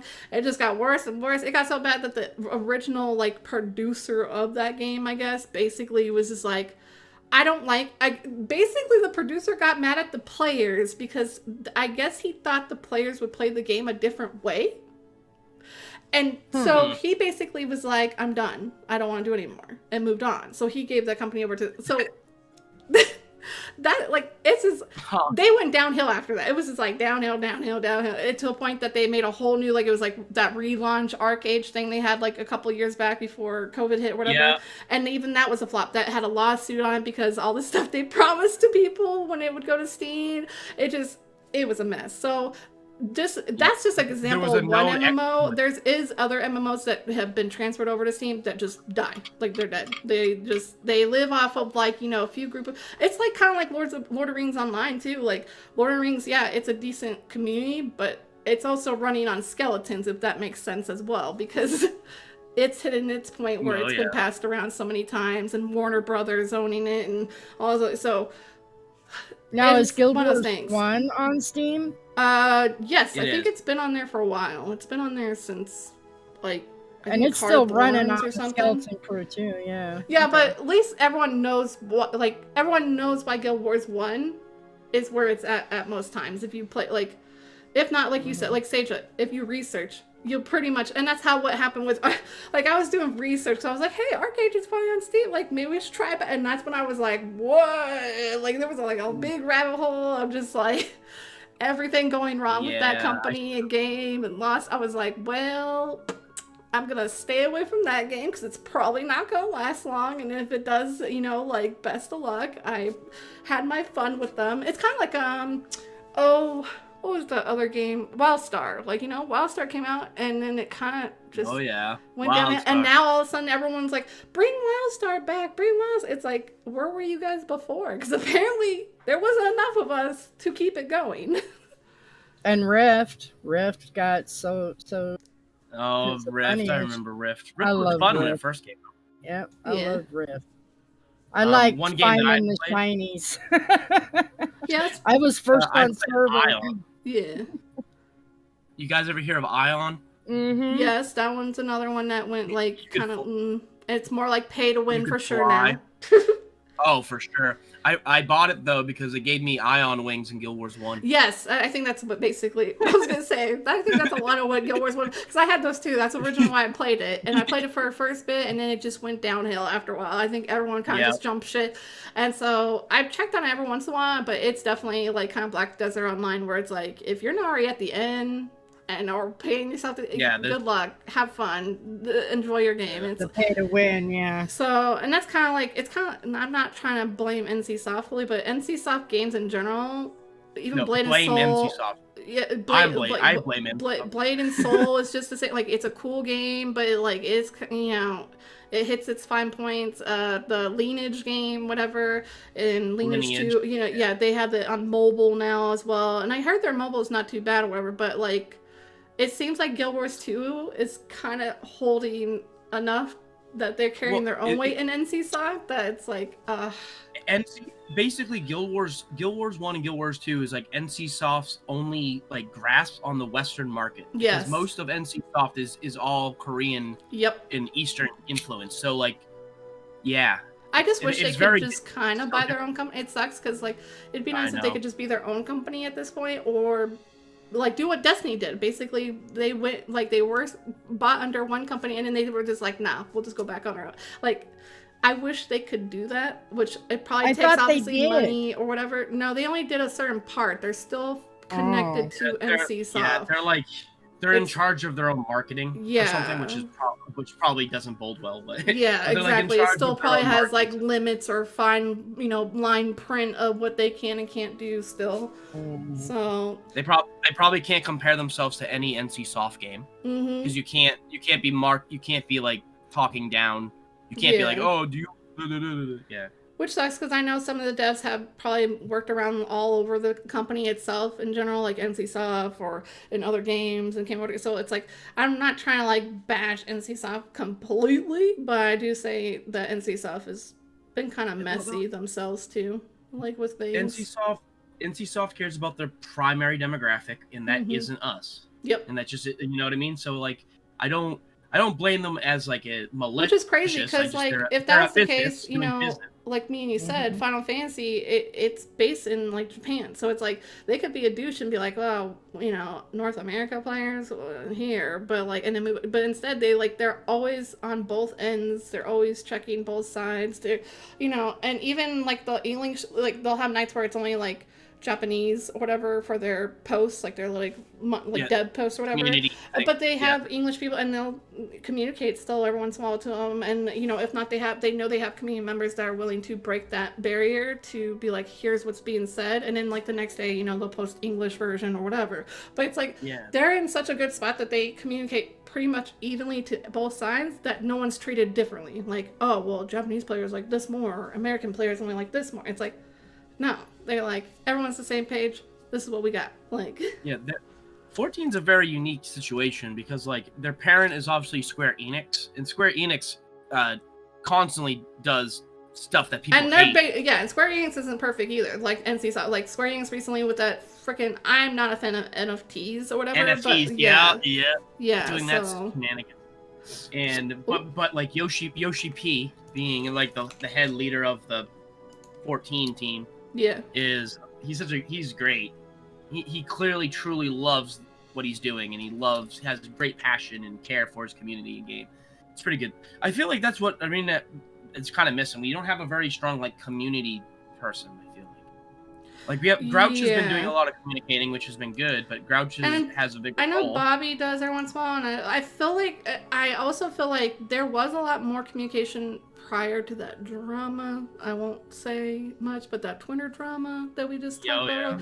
I know. I think that because before, like, a lot of devs would just like, like people's posts or leave a little comment, whatever. They used to do AMAs. Remember when there was AMAs? Yeah, and some of them would just, ask me anything on their own little thing. Now it's like they're slowly coming back out of their shells, but it feels like they have to be particular right now, maybe just to be careful with, that situation. Because, you never, it sucks because I know not all the devs know who all the partners are, because not everyone's keeping up with everything. Like, some people just work on certain things and know certain things, and that's it. And then they also know, are learning and exploring. Like, Bobby just recently did his first raid, even though he helped make that raid. Helped make them. Yeah. And that's been out since 17 when Heart of Thorns came out, whatever it was, or 2015 or whatever. So it's like, that's how long that raid's been out, and he just now completed it. Got around to doing it. So, and that just shows, like, devs have lives too. They're people.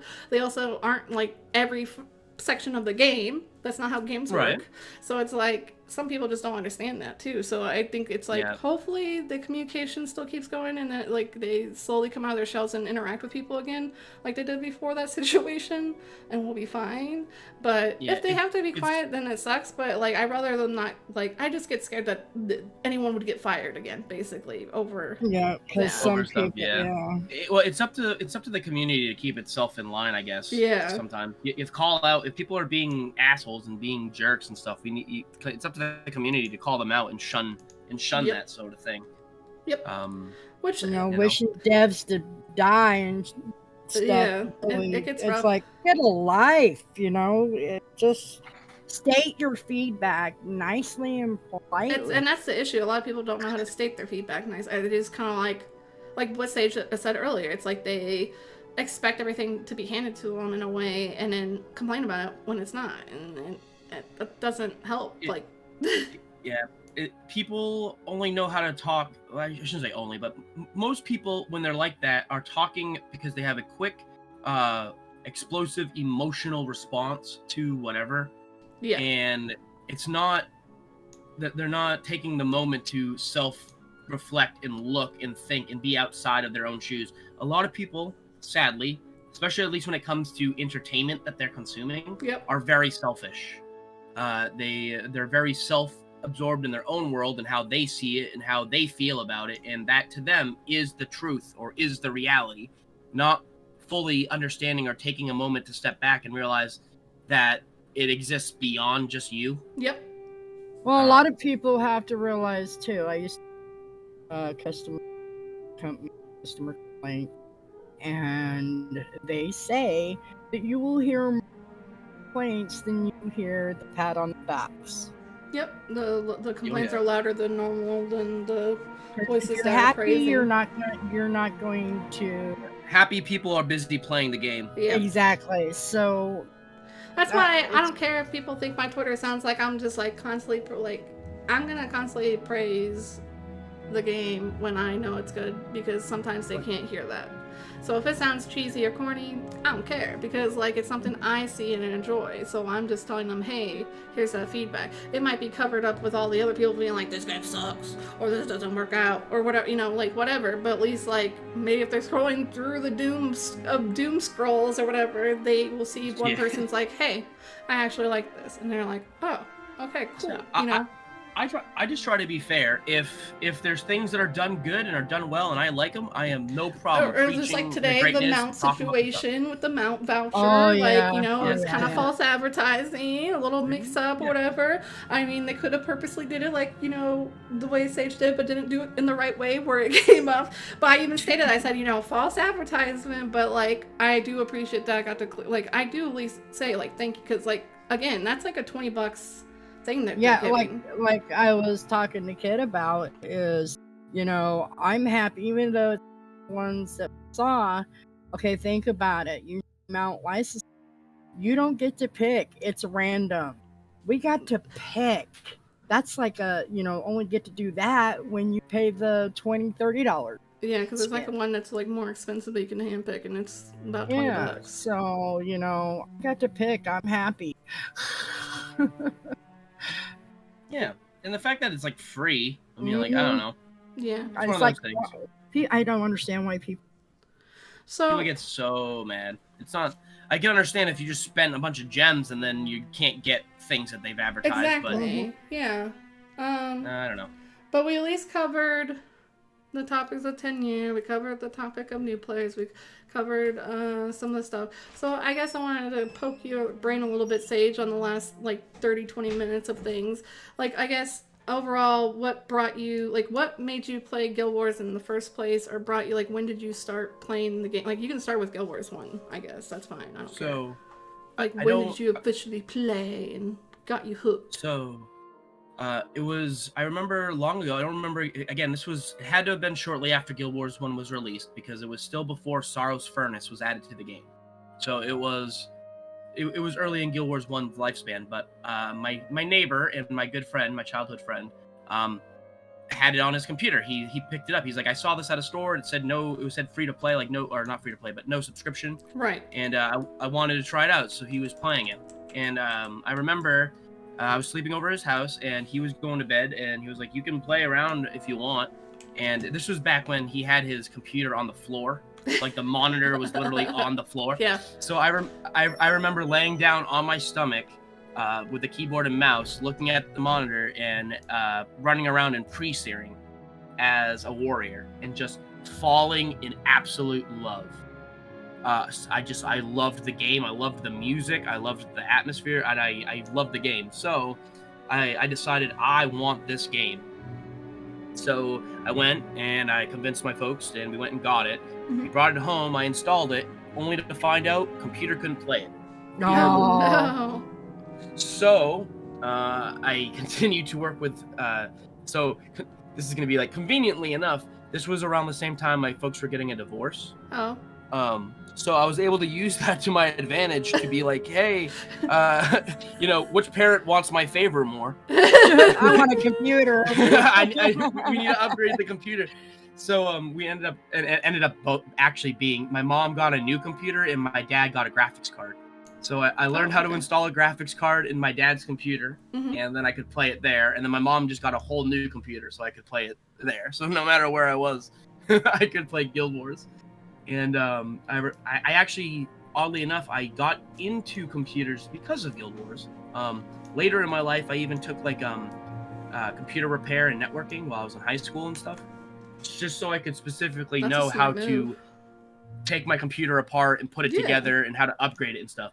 I never wanted it to be like a career or anything. It was literally just so that I could play games on my computer in the future if I wanted to. So I do owe Guild Wars 1 a great deal of thanks for that, because that's what got me into computers. Oh, that's cool. But yeah, and then I played Guild Wars 1, fell in love with it, loved it. I had 2 friends that I met in high school that I told them about, and they're actually 2 of my good friends still to this day. And we all became close friends thanks to Guild Wars 1. I was gonna say that's basically the same. That Kitty person that you saw in chat. I met him through Guild Wars 1, and I have a few other friends that like. He's my second child. Second child, there you go. Yeah. So it was sweet. And then I have very fond memories of me and my friend would take our bikes, because we couldn't drive yet. Right. We would take our bikes and we would bike to the mall, which was at least 2 hours one way. And we would bike to the mall to pick up the next Guild Wars. I remember going to the mall and picking up factions and then riding my bike all the way back. Yeah. Did the same thing with Nightfall and Eye of the North. Great times. And I just... Have you met anybody in game that you have, in game that you've played with for years? Yeah, that's what he was saying earlier. His best friend. I have my real life friends, which I showed them Guild Wars 1. Oh, okay. But was there anyone from Guild Wars 1 that I met through Guild Wars 1 and still play Guild Wars 2? No. Yeah. No, sadly not. Any friend connection I had through Guild Wars 1 and only Guild Wars 1, I do not have any of those connections today.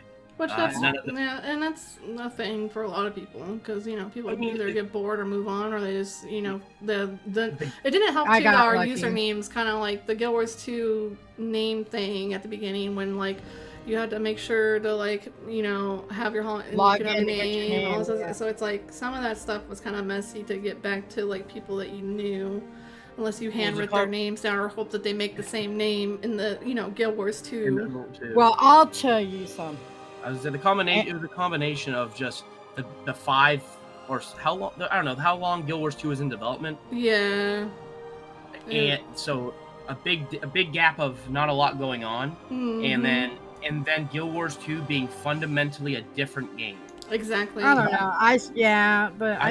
I met some people. Yeah, but you also have people that pass away, or people who have moved on as well. I have had, like, Kitty doesn't play with us on this anymore. He plays Final Fantasy. A few other people I know just moved over to it. It's not always their game, because they either missed the old way of how it was before. They're like, this isn't Guild Wars. Where's my dual professions? Where's my skills that I can and I can't blame them for that, because that's what they were given in the first place. Like, that was the game originally, and now this new game came out. It has the same logo in a sense, but it's a whole new page. the lore and stories and world might be the same, but how you interact and engage with it is exactly. And it sucks, but it's not like, that Well, everyone has their times where they just aren't done with playing a certain game. I love Guild Wars 1 and how it plays, but the main thing about Guild Wars for me is the world. So I don't really care so much about how I interact. I don't care if Guild Wars 2 is the way it is or if Guild Wars 2 played more like Guild Wars 1. None of that would really matter that much to me. It's the world itself. My favorite thing about Guild Wars is Tyria. Yeah, exactly. Same. Some people play games for the gameplay, and I can totally respect that and understand that. But I don't know. I like the lore. I like the world. I like the races. I like the setting. I just like this universe. I love Tyria. It's just my thing. Yeah. Same. Yeah. Same. That's why I do the traveler, because I want a traveler bag, because that was like my favorite thing in Guild Wars 1. Yeah, it was super. And I always bug him because like he follows me, the original person that him and his wife made the Nicholas Traveler and stuff, and he there's did a the YouTube fishing video as well. He's the one that made the fishing and stuff like that. So it's like, and he used some of the fishing. He follows me too. I've talked to him too. He's amazing, he's really cool. and sweet. And basically, I was poking him like, when's another traveler or stuff like that, and I felt bad, but like he was very honest and just said like, it would take obviously just. He needs to figure out, like, one, it was mostly the dialogue that took a lot of time because it was, customized dialogue at the, well, him and his wife worked just on that on basically their own. Yeah, and then basically, finding the next person to even do it or whatever. So it was like, it's a lot more detailed than what just, like, put it in the game, please, you know what I mean? So it was nice enough that he could even answer that question because, some things are just NDA and they can't say crap, but, like, I give him poke him once in a while. I'm just like, when's that traveler coming? He's actually told me too that when it came to the Hall of Monuments, he was in charge of picking the skins that would go into Guild Wars 2. And I was like, oh man, that's awesome. That's why we have the heritage skin, which is like the warrior armor from the cover, and the fiery dragon sword. Yep, an icy sword. Love the sword. Yes. I got everything. I'm all the way up to, I didn't Am I standing on my turtle? Yes, you are. No, now we're sitting down. Okay. You might stand up and sit back down. You might get DC'd. It'd be funny if you stand on it and you could just run around standing on it. Yeah, I was hoping I had the standing cloud pose, but standing on the turtle. Yeah. That would have been great. Just hold the carrot a little higher, make the poor turtle try to reach for it.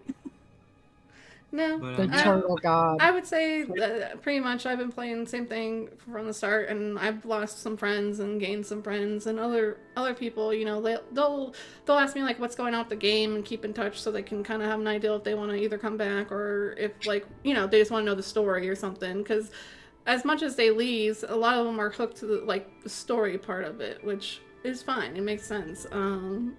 So I right now I'm like you. I love everything in Tyria. Like, there's some things, whatever. But it's like, most of the time, even those bad things, like, there's people who think Scarlet was, like, the copycat of, like, what, Harley Quinn, the Joker type thing when she came. Yeah. To me, I thought she was hilarious and crazy and fun because, like, you never knew. And same thing with Codicus, it's just, like, I like the way they went out. I wish that Scarlet could have actually lived in a way, in a sense. Somebody's got to die to come through, but it's good that they do those moments because, it's good to see. Because sometimes you don't really see the bad people get killed or good people, whatever. Like, you don't see people getting hurt. So sometimes they're just kind of like, they'll just kind of nonchalant be like, oh yeah, they kind of like got a boo-boo.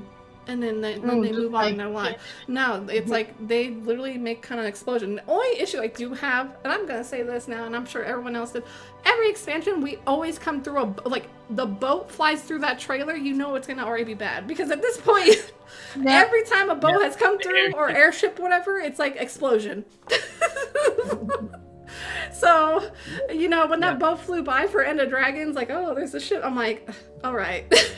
What's about to happen now?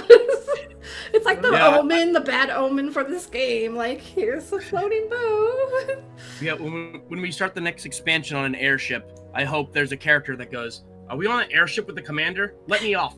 Right? Yeah. Am I a blue shirt Right? Yeah. or red shirt? I mean, is it the red shirts always? Oh, the blue shirts at all. I No, think it's the red shirt. Yeah, I think Yeah, it's the red shirt. Yeah. It would be That's funny it. because it would just be a comedic moment because people who play it would understand, definitely crack up. Because that's literally like every time I see like a trailer has come out for the last three, it's been that airship comes on through and then like, oh no, and it's like, okay. Even when we're not on it, but like Heart Right. of Thorns has the airship explode. Path of Fire, we get there, we land, have a crash landing. It crashes, lands, exactly. And then this one, it has freaking Anka on it, and Yep. She's beating our ass. it's just like, okay. Obviously, anyone that's like in this game invites me to an airship, I'm just gonna decline because I already know it's gonna be bad. Like, I want to crash Canucks airship. Oh, that would be funny. But Casino goes down in flames. But knowing not his Canuck, business. he'll crash his airship and we'll be like, oh, I'm so sorry, Canuck. I know that was like a million gold, and he's like, it's okay. I insured it for 5 million gold. Yeah, you like- just made me even richer. He's very business savvy. I crack up on everything he's been doing. I'm kind of glad they keep him around too, because I was kind of afraid that when he kind of parted away, that they would just be okay, we're done with that character and move on. You know? Yeah, no, I love that Canuck makes money off. Yeah, Yeah, a lot of exactly. people- Bidding off I of us liked and it. stuff. I liked it when they did the casino. You didn't know to keep going back in, and he kept up, remodeling the casino and adding more stuff, and it's like, that's cool, so now we got a waypoint to go directly to the casino. That's actually something I hope. I hope when they add more Canthan Living World, and we go, or if they even call it Living World, or whatever they decide to do, I hope they add a few more games to that casino over time. Yeah, I Even kind if of it's hope so too. I was something hoping a little bit more in there, or even some of these adventures, and like maybe like put some of the mini adventures in there, or something, or like an NPC to connect to them, and then you can just go to the whatever, like keg toss, or whatever, and then it connects there, because that's one way to like get other players who probably don't touch those adventure people to like click on them and then go do them. Yeah, there's potential there. Speaking about the future, where do you think we're gonna go? What do you think is gonna happen once when we start the next season? Somebody's gonna steal Aurene. Someone's gonna steal Aurene? Aurene's That's a what I big ass think. dragon. Good luck stealing her. Anka tried and that didn't even work. So They're gonna keep trying to steal her because she's the last dragon. I think we're gonna get to a point that obviously, hopefully, there's no more freaking dragons. Like, no offense, I'm all down with the can't dragon be slaying, no but more it's because we boring. got It gets Aurene. boring and tedious of being like dragon. I agree. Dragon. I don't and then mind- once in a while it was like Codicus or whatever, and like the other people in between, but it was like always dragon. Guild Wars 2 is the story of the dragons. Yeah. How about the gods So coming I would back? be down with I would be down with like maybe the gods finally decide to come and we have interaction with them and like it's not good, or maybe some space stuff because like we're 'Cause they or left. the other side of the the veil, because we also lost Blish and stuff, maybe, and then if not, my other thing is they're using Timey's situation as like maybe a ticking time bomb to be like boom, and then she sadly She'll be either dead. loses her battle or hopefully wins her battle, and like move Maybe on. we find a cure for her or something. Yeah. So what I'm hoping is, this is my hope, I guess, or my type of fan fiction-y thing. Since we're still season 6, and that's still technically tied to End of Dragons, Yeah. I wouldn't mind if a lot of the story is wrapping up some of that stuff. Exactly. Like, we don't have to just be done with dragons right now. Let's give it a proper let's tie up some solutions. Let's tie things up. Like, But it's I not do that I hate agree. dragons. It's just like, yeah, We've had 10 years. I want that. We're 10 years of dragons. Yeah, Let's like do I it. want that where it's like tie me up on a few parts, but like can we start opening some? Because I would be also down like with the Queen Jenna being in that chair and supposedly being the ruler. It's like also Queen Jenna's right hand lady. Everything, like some people are kind of suspicious. Or to me. finding out what Like- happened to what's her name. Is she gonna come? Well, yeah, what I was saying is, I think eventually what I would like is us to go to the Battle Islands, Yes. because you know how they're on the map? Yeah. I would like to go to the Battle Islands, and if you played Guild Wars 1, you will know that there is a portal to the Hall of Heroes down on the Battle Islands. Mhm. And I would like the fact that maybe if we start meddling down there, we actually can get, you know, maybe we open a portal or we do some mumbo magic jumbo whatever. Right. But we open up the portal to the mists there, and what that does is alerts the remaining gods that there's now only one dragon left on Tyria, which entices yeah, them. and we don't know if all the gods really left too, because that's going off of just Cormier's word, and then obviously Balthazar or whatever. Like we don't know if Cormier could be, you know, telling us. Well, maybe she thought they did, you know what I mean? And like you said, so maybe Yeah. it wakes up someone down below, or maybe Abaddon, like maybe someone else comes about that hasn't been around in a while. I know if I say Abaddon, Deo's gonna be like, yes, thank you, because he loves Abaddon. But I love Abaddon too. yeah, but I think a lot of us do.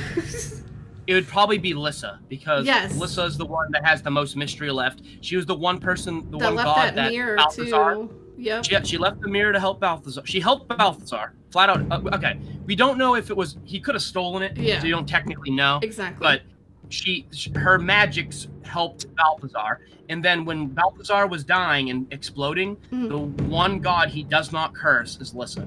Exactly. He curses all the other Which gods. makes me wonder if they had a relationship or anything, as well. Yeah. Well, this is what I'm thinking. So maybe we go down, we go to the Battle Islands, we open up the rift thing. Lissa now knows that there's only one dragon left, and maybe she thinks that she can handle just Aurene, and she wants to maybe take Aurene and use it to maybe bring back Balthazar, because maybe she is a burned lover or whatever, you know, a sworn lover. So she kidnaps or takes away Aurene, and she goes to Zoteka from the unreleased Guild Wars Utopia. Right. Yeah. The land where we can get to the mists through the portal in the Hall of Heroes down in Battle Islands, and maybe we go through there, and that brings us to the mists, where we are trying to hunt down Lissa, who has Aurene, and we're trying to stop her doing whatever, which I guess would be like resurrecting Balthazar or something. Right. Or just trying to get revenge, or it's like, you took away my loved one, you killed my the person I love, so I'm going to take away the thing you love, which exactly. is Like, and I would be down for that too, because I've thought about that scenario as well. Like, where is she? Because like that's why I said we can only trust what Cormier thinks she knows or says, but then she could also be lying. She's the god of knowledge. Exactly. She better know. She's exactly. She could be fine, but hopefully she's not lying. And then if not, like you said, like maybe she thought she knew what like the other gods were doing, and kind of was like, yeah, this is what they're doing. But like you said, maybe in the background, maybe Lissa finds out, like you said, like, okay, Balthazar got destroyed, he's not here, like and then like comes back and comes through. I'm also hoping that too. That's why I'm saying, like, I would be down for like non-dragon stuff in a sense, or like stuff that makes it where it's not just only about dragons and dragons' powers. Like, I wanted to see like other people's stuff. Like, yeah, you had a simple gang coming around and pew pew pew, whatever, that's fine. But like someone with bigger power above you, and maybe above Aurene or at even level with Aurene, is like, okay, who's gonna actually win this? Because this is kind of crazy. To me, you can just write Aurene off as like, look, Commander, I love you, but I have to balance the whole world now, and I cannot help. And you can get her out of the picture, no problem. You can either make her the main, like, you can make her the reason why we're doing everything because she's in danger, or you can just literally be like, she's busy. She's literally the centerpiece of the universe now. Yeah. She needs to go do stuff. Yeah. It's times like this where I'm like, I wish we didn't kill Lazarus. Well, and why did we kill Lazarus? Exactly. I want Lazarus and Versat. It's just overall just crazy because it's like, they really can't really kill her off, because then their lore would make no sense, because they made Timmy state that if all the dragons are gone, then basically Tyria explodes in a sense because of the freaking magic and stuff. So it's like, okay, are you gonna just blow up the planet and we're just moving on to another planet, or what? Like, is that what? Because it's like you're literally now eliminating down to just one dragon, which they could be just doing that so then they can move on to another section of the story, like you said, where it's like maybe they start messing with the gods, or maybe they pick another baddie that comes through or something. And then, Aurene's off on her own, retiring, taking care of the balance. I want to hear more lore of the to down. Want them to, like, different personalities. You know, Well, I think You can they've also go to the slowly been depths of kind of Tyria. already doing that with do them. what? The Do depths what? of Tyria. We could go to the depths of Tyria, which is where all the Asura used to live, deep under. Because Oh, the see, thing about we Tyria could is do it's the all a like bunch that's of another deep thing. stuff. Yeah. Yeah. We have all the tunnels and everything that Because we connects also Tyria have deep underground. the Floating castle. the Yep. castle. We also have the Badasura, whatever the inquest, whatever. Like The inquest. maybe there's some. We also have people that went missing after the Heart of Thorns that because their voice actor is like out right now or whatever. But it's like, are they gonna ever bring Zoja back? Zoja back, yeah. Like is she like a playing card? Like is Felicia Day finally gonna come? Like is there a reason why they can't just because they replaced Rock's voice person real easy. So why is it that Zoja I mean, is she not did able get to be hurt. played? So many They places. can always use the voice change. Zosha got hurt, right? So maybe the fumes and stuff from the thing damaged her voice. Yeah, or put Zoja in a robot like she's Blish. I don't care, but she needs to come back. That's what I'm saying. Like, I'm wondering, like, it sucks because it's probably NDA, but it's like, did they accidentally, like, bind this character to Felicia, like, some kind of contract, and then, like, because it's, like, so weird that she just, after Felicia obviously had to, like, take a break and have her baby, so it's like, Zoja just kind of died, too. Like, it's just, like, gone. It's like, she's off in her own world. And they brought her, and they even mentioned her again at the start of End of Dragon. Yeah. So it's clearly that they want us to at least keep her in our thoughts because they keep bringing her back up. And it's probably because fans keep bugging the shit out of them too. Because I know I have, like, when's Zoja freaking coming back? But it could just be breadcrumbs to keep us at peace. Zoja. But either kill her off. I don't really like Asuras in the first place. They're little smartasses. But in sense, I liked her in a way because, like, they finally developed her story towards the end about why she was upset. Oh, absolutely. I'm more. I don't necessarily like the character, but that doesn't mean I don't want her story thread to just vanish. Exactly. Like, it's still part of the tapestry that is Guild Wars 2, so I would like a conclusion to that thread. Yeah. Exactly. Same. Up in the air, or at least go visit. What kind of, I guess, do you think they're gonna come out with their own, like, actual legendaries for this expansion after the arena set, or do you think they considered that this expansion legendary, if that makes sense? I definitely think that this will be all for the End of Dragons era. They might do something in Gen 4 or like our expansion 4. I honestly am okay if they don't. I feel like with all the variants and all the legendaries, I could skip an expansion worth of legendary weapons. I'd be fine. I still haven't got all the Gen 1s. Right. Get all the. I would hope that they would put a Hall of Monuments in by now, because it's like the game is 10 years old and it'd be something that people can work towards and stuff. That's my only wish. And I know they get that all the dang time, but yeah. If they added another Hall of Monuments thing, people would start thinking, oh, there's got to be a Guild Wars 3 coming. Yeah, that's the sucky part, is that they can't even do it if they wanted to, because people jump to conclusions. Which, I'll admit, full honestly, I'd play a Guild Wars 3. I don't really mind. Like, people are always like, oh, I spend so much time and energy and stuff in this game, and that's true, and that's fine, and I understand that perspective, and that's okay. But I've gotten my fun out of it. If Guild Wars 2, or if Guild Wars or ArenaNet wanted to make a Guild Wars 3, I mean, I'd play it. I'm not against it. I like I like the feeling of a new game, and where nobody knows anything. Yep, you gotta find out yourself. Yeah, there's no wiki. There's no, like, the mysteries of the world are still a mystery. Nobody really knows what's going on. Everything is. I love that feeling. The launch of a new MMO is always super cool to me. So I will always. That's why when I see people, like, I'll see in map chat sometimes, like, just go, like, someone asks, like, where do I get this or what do I do? It's like, go look at the wiki, or just look at and it's like, I'll sit there and whisper that person and be like, just do this, and then if you need more fuller details, then yes, use the wiki. It's like, don't send players right off the bat to, like, the wiki. Like, if you don't have the time to answer them, just don't answer them or whatever.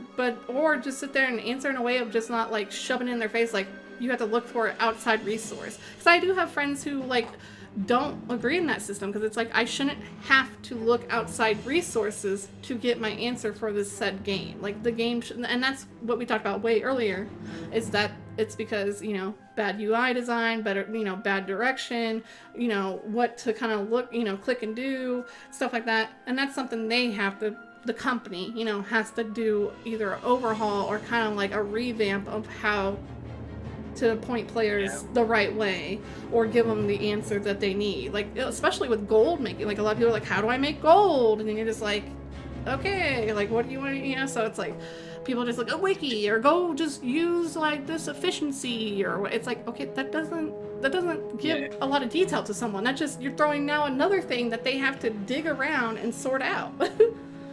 It's one of those things, though. I feel like it's. I agree, because you're just throwing information at them, and if they don't know how to apply it and utilize it, it doesn't really matter.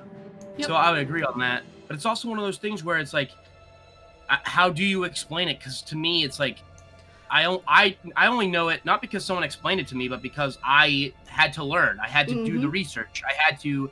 But look there's a myself. better way, like you said. It's because people don't know how to communicate those things across. They just go here.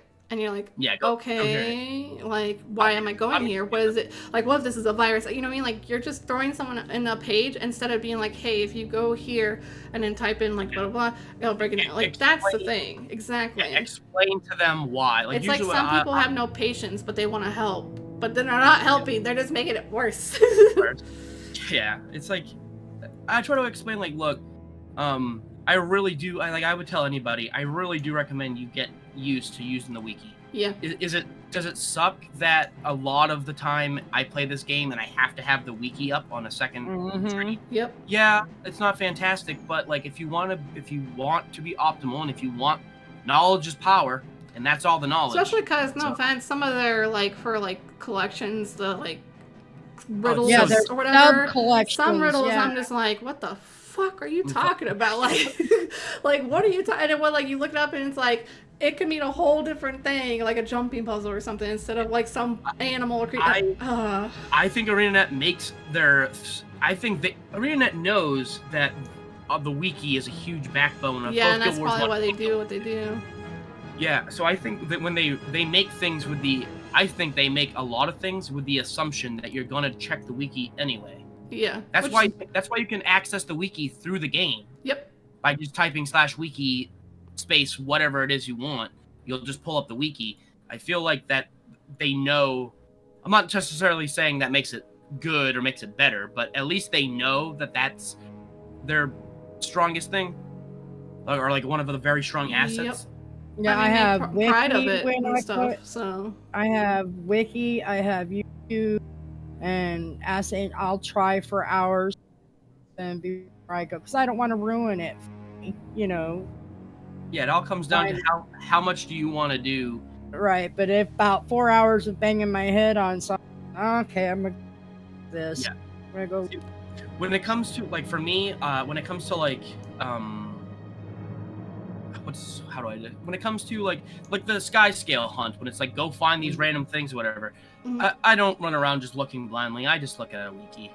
I don't want to be running around pointlessly. It was like the time where me and my mom followed someone's guide, and literally it made it seem like we were supposed to like wait for something to attack. Like it was for sky scale, and you have to like attack I think a chicken or something, but it didn't. It made it seem like you're waiting for an event, like an actual life. It didn't state that you have to attack a passive chicken. Even another person stood there for as long as we did and was just standing in the spot that you're supposed to stand.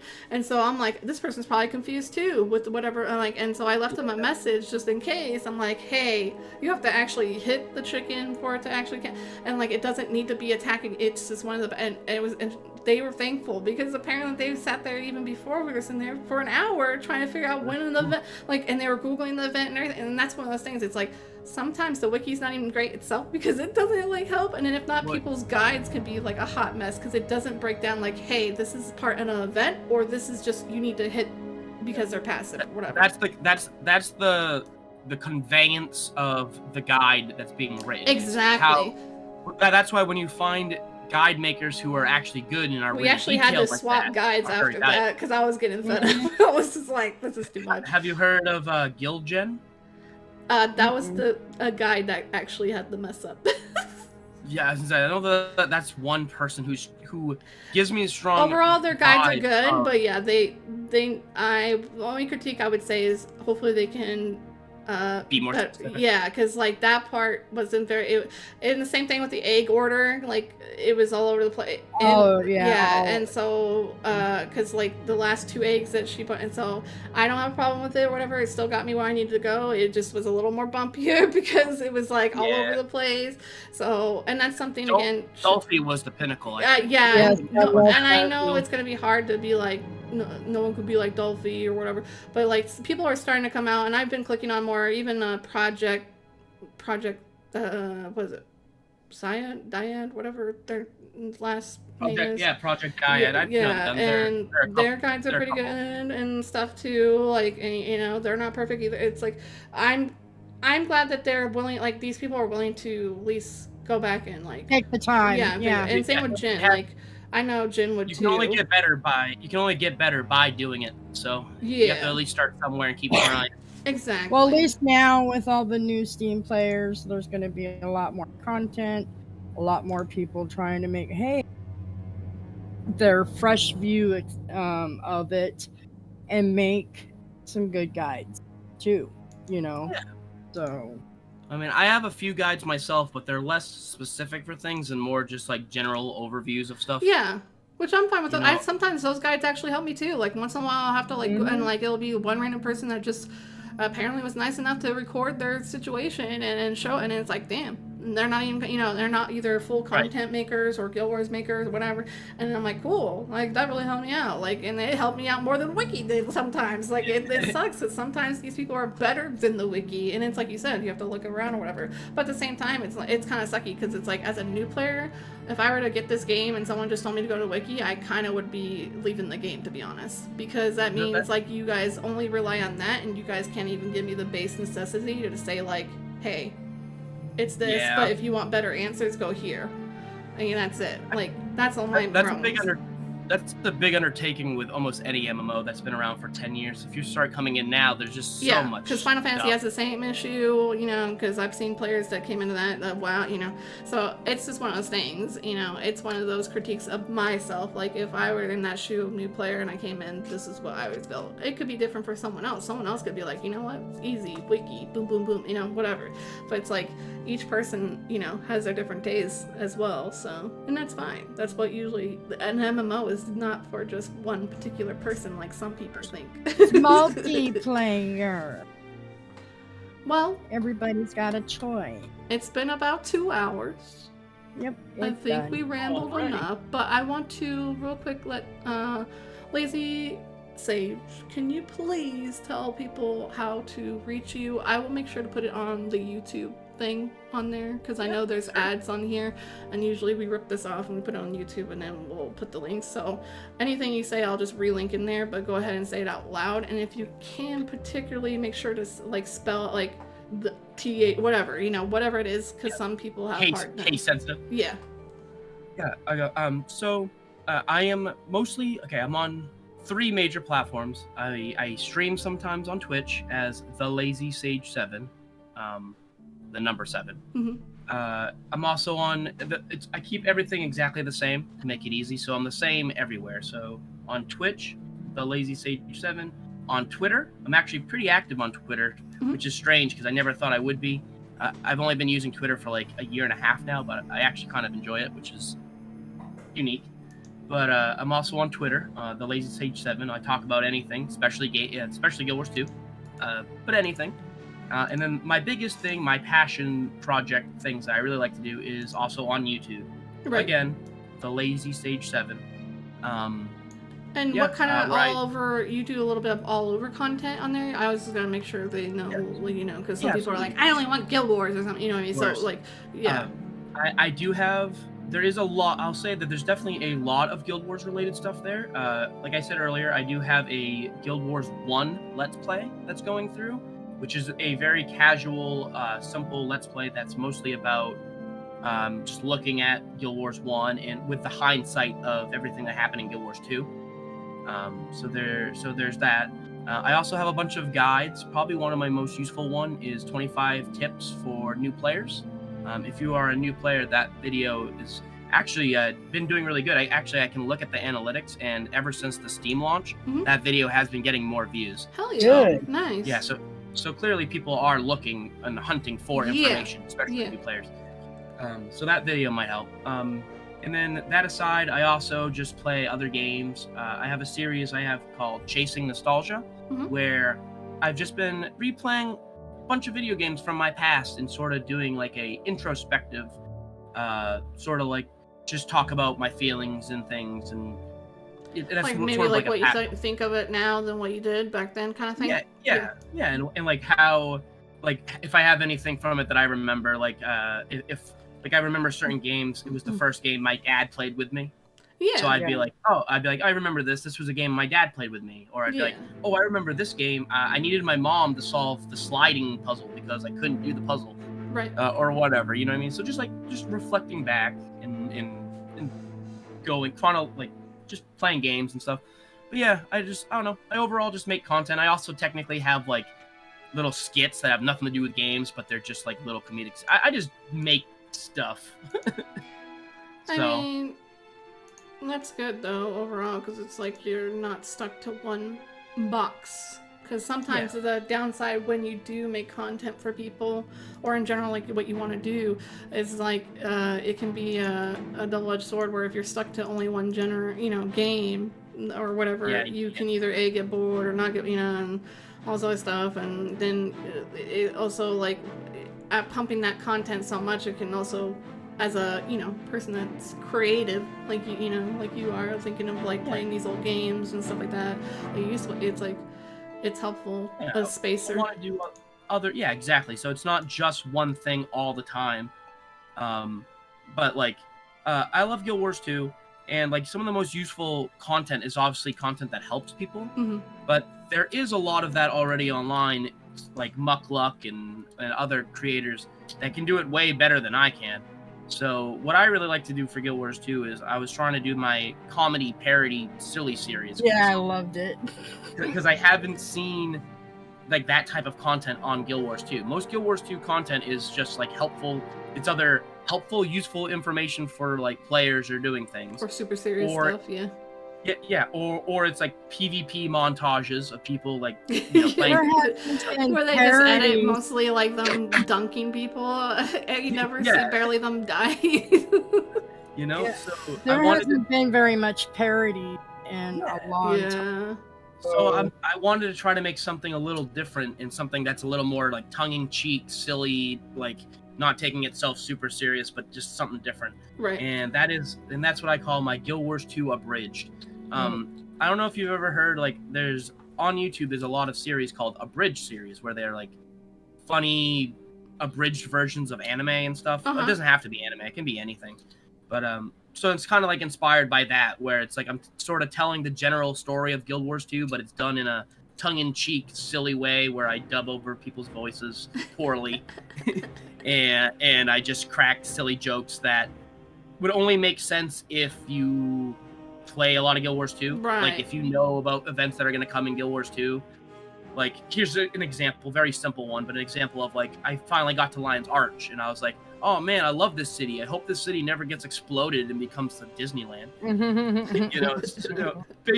Basic stuff like that, just like knowing about the future of the game and sort of playing tongue in cheek. Yeah. No, that's good. Yeah. And then Yeah, you already said your Twitter as well? I just want to make sure. Yep. Okay. Yep. Well- Twitter, Twitch, and YouTube, all TheLazySage7. I appreciate that you came by and stopped by. Hopefully you stop by again in the future or whatever. absolutely. Sorry the mess Absolutely. up and stuff at the beginning. Yeah, I've been there. It's part of the creating process. Yeah. So are you really creating anything if there isn't hiccups? Right? I mean, really. Yep. So no, I appreciate you having me. I really do appreciate coming and being here and having me. It's been great. I'm always down to talk about some stuff. If you guys want to, like, whenever there's a new story release or whenever something new comes up, if you ever want another person, I'm down to Yeah, talk. I'd love definitely. And now that I know you're kind of scheduled too, it'll help out a lot. Yeah. So, Mom, I guess sign out or say your name before I host us over to Cry to Hero. I am Serene Tempest in game. and it's cap on the S. Are small and it's together. Twitch will be Serene Tempest 1. The number one, of course. Number 1, and it's all. I hate that when you try to keep it all the same. I guess there's already Serene Tempest, so I had to put one. So. Yep, it happens. And I'm not on Twitter. Here, and that's about it. And then I'm here. So if you guys need help, 9027.9027 game. Make sure you say bye to all your children that you adopted. Bye to all my children. Quit. So, people call me Mom, come here. And then I'm Kit the Traveler, but also Angelica Star on here. On Twitter, it's Angelica Star, but I do Kit the Traveler every once a month for events, and do the Spirit of Nicholas the Traveler if you've ever played Guild Wars 1. And that's about it. And then you can obviously, follow me on Twitter under Angelica Star, or on here on stream, Angelica Star. So until the next time, we will see you then. Bye, everybody. Bye. Bye-bye.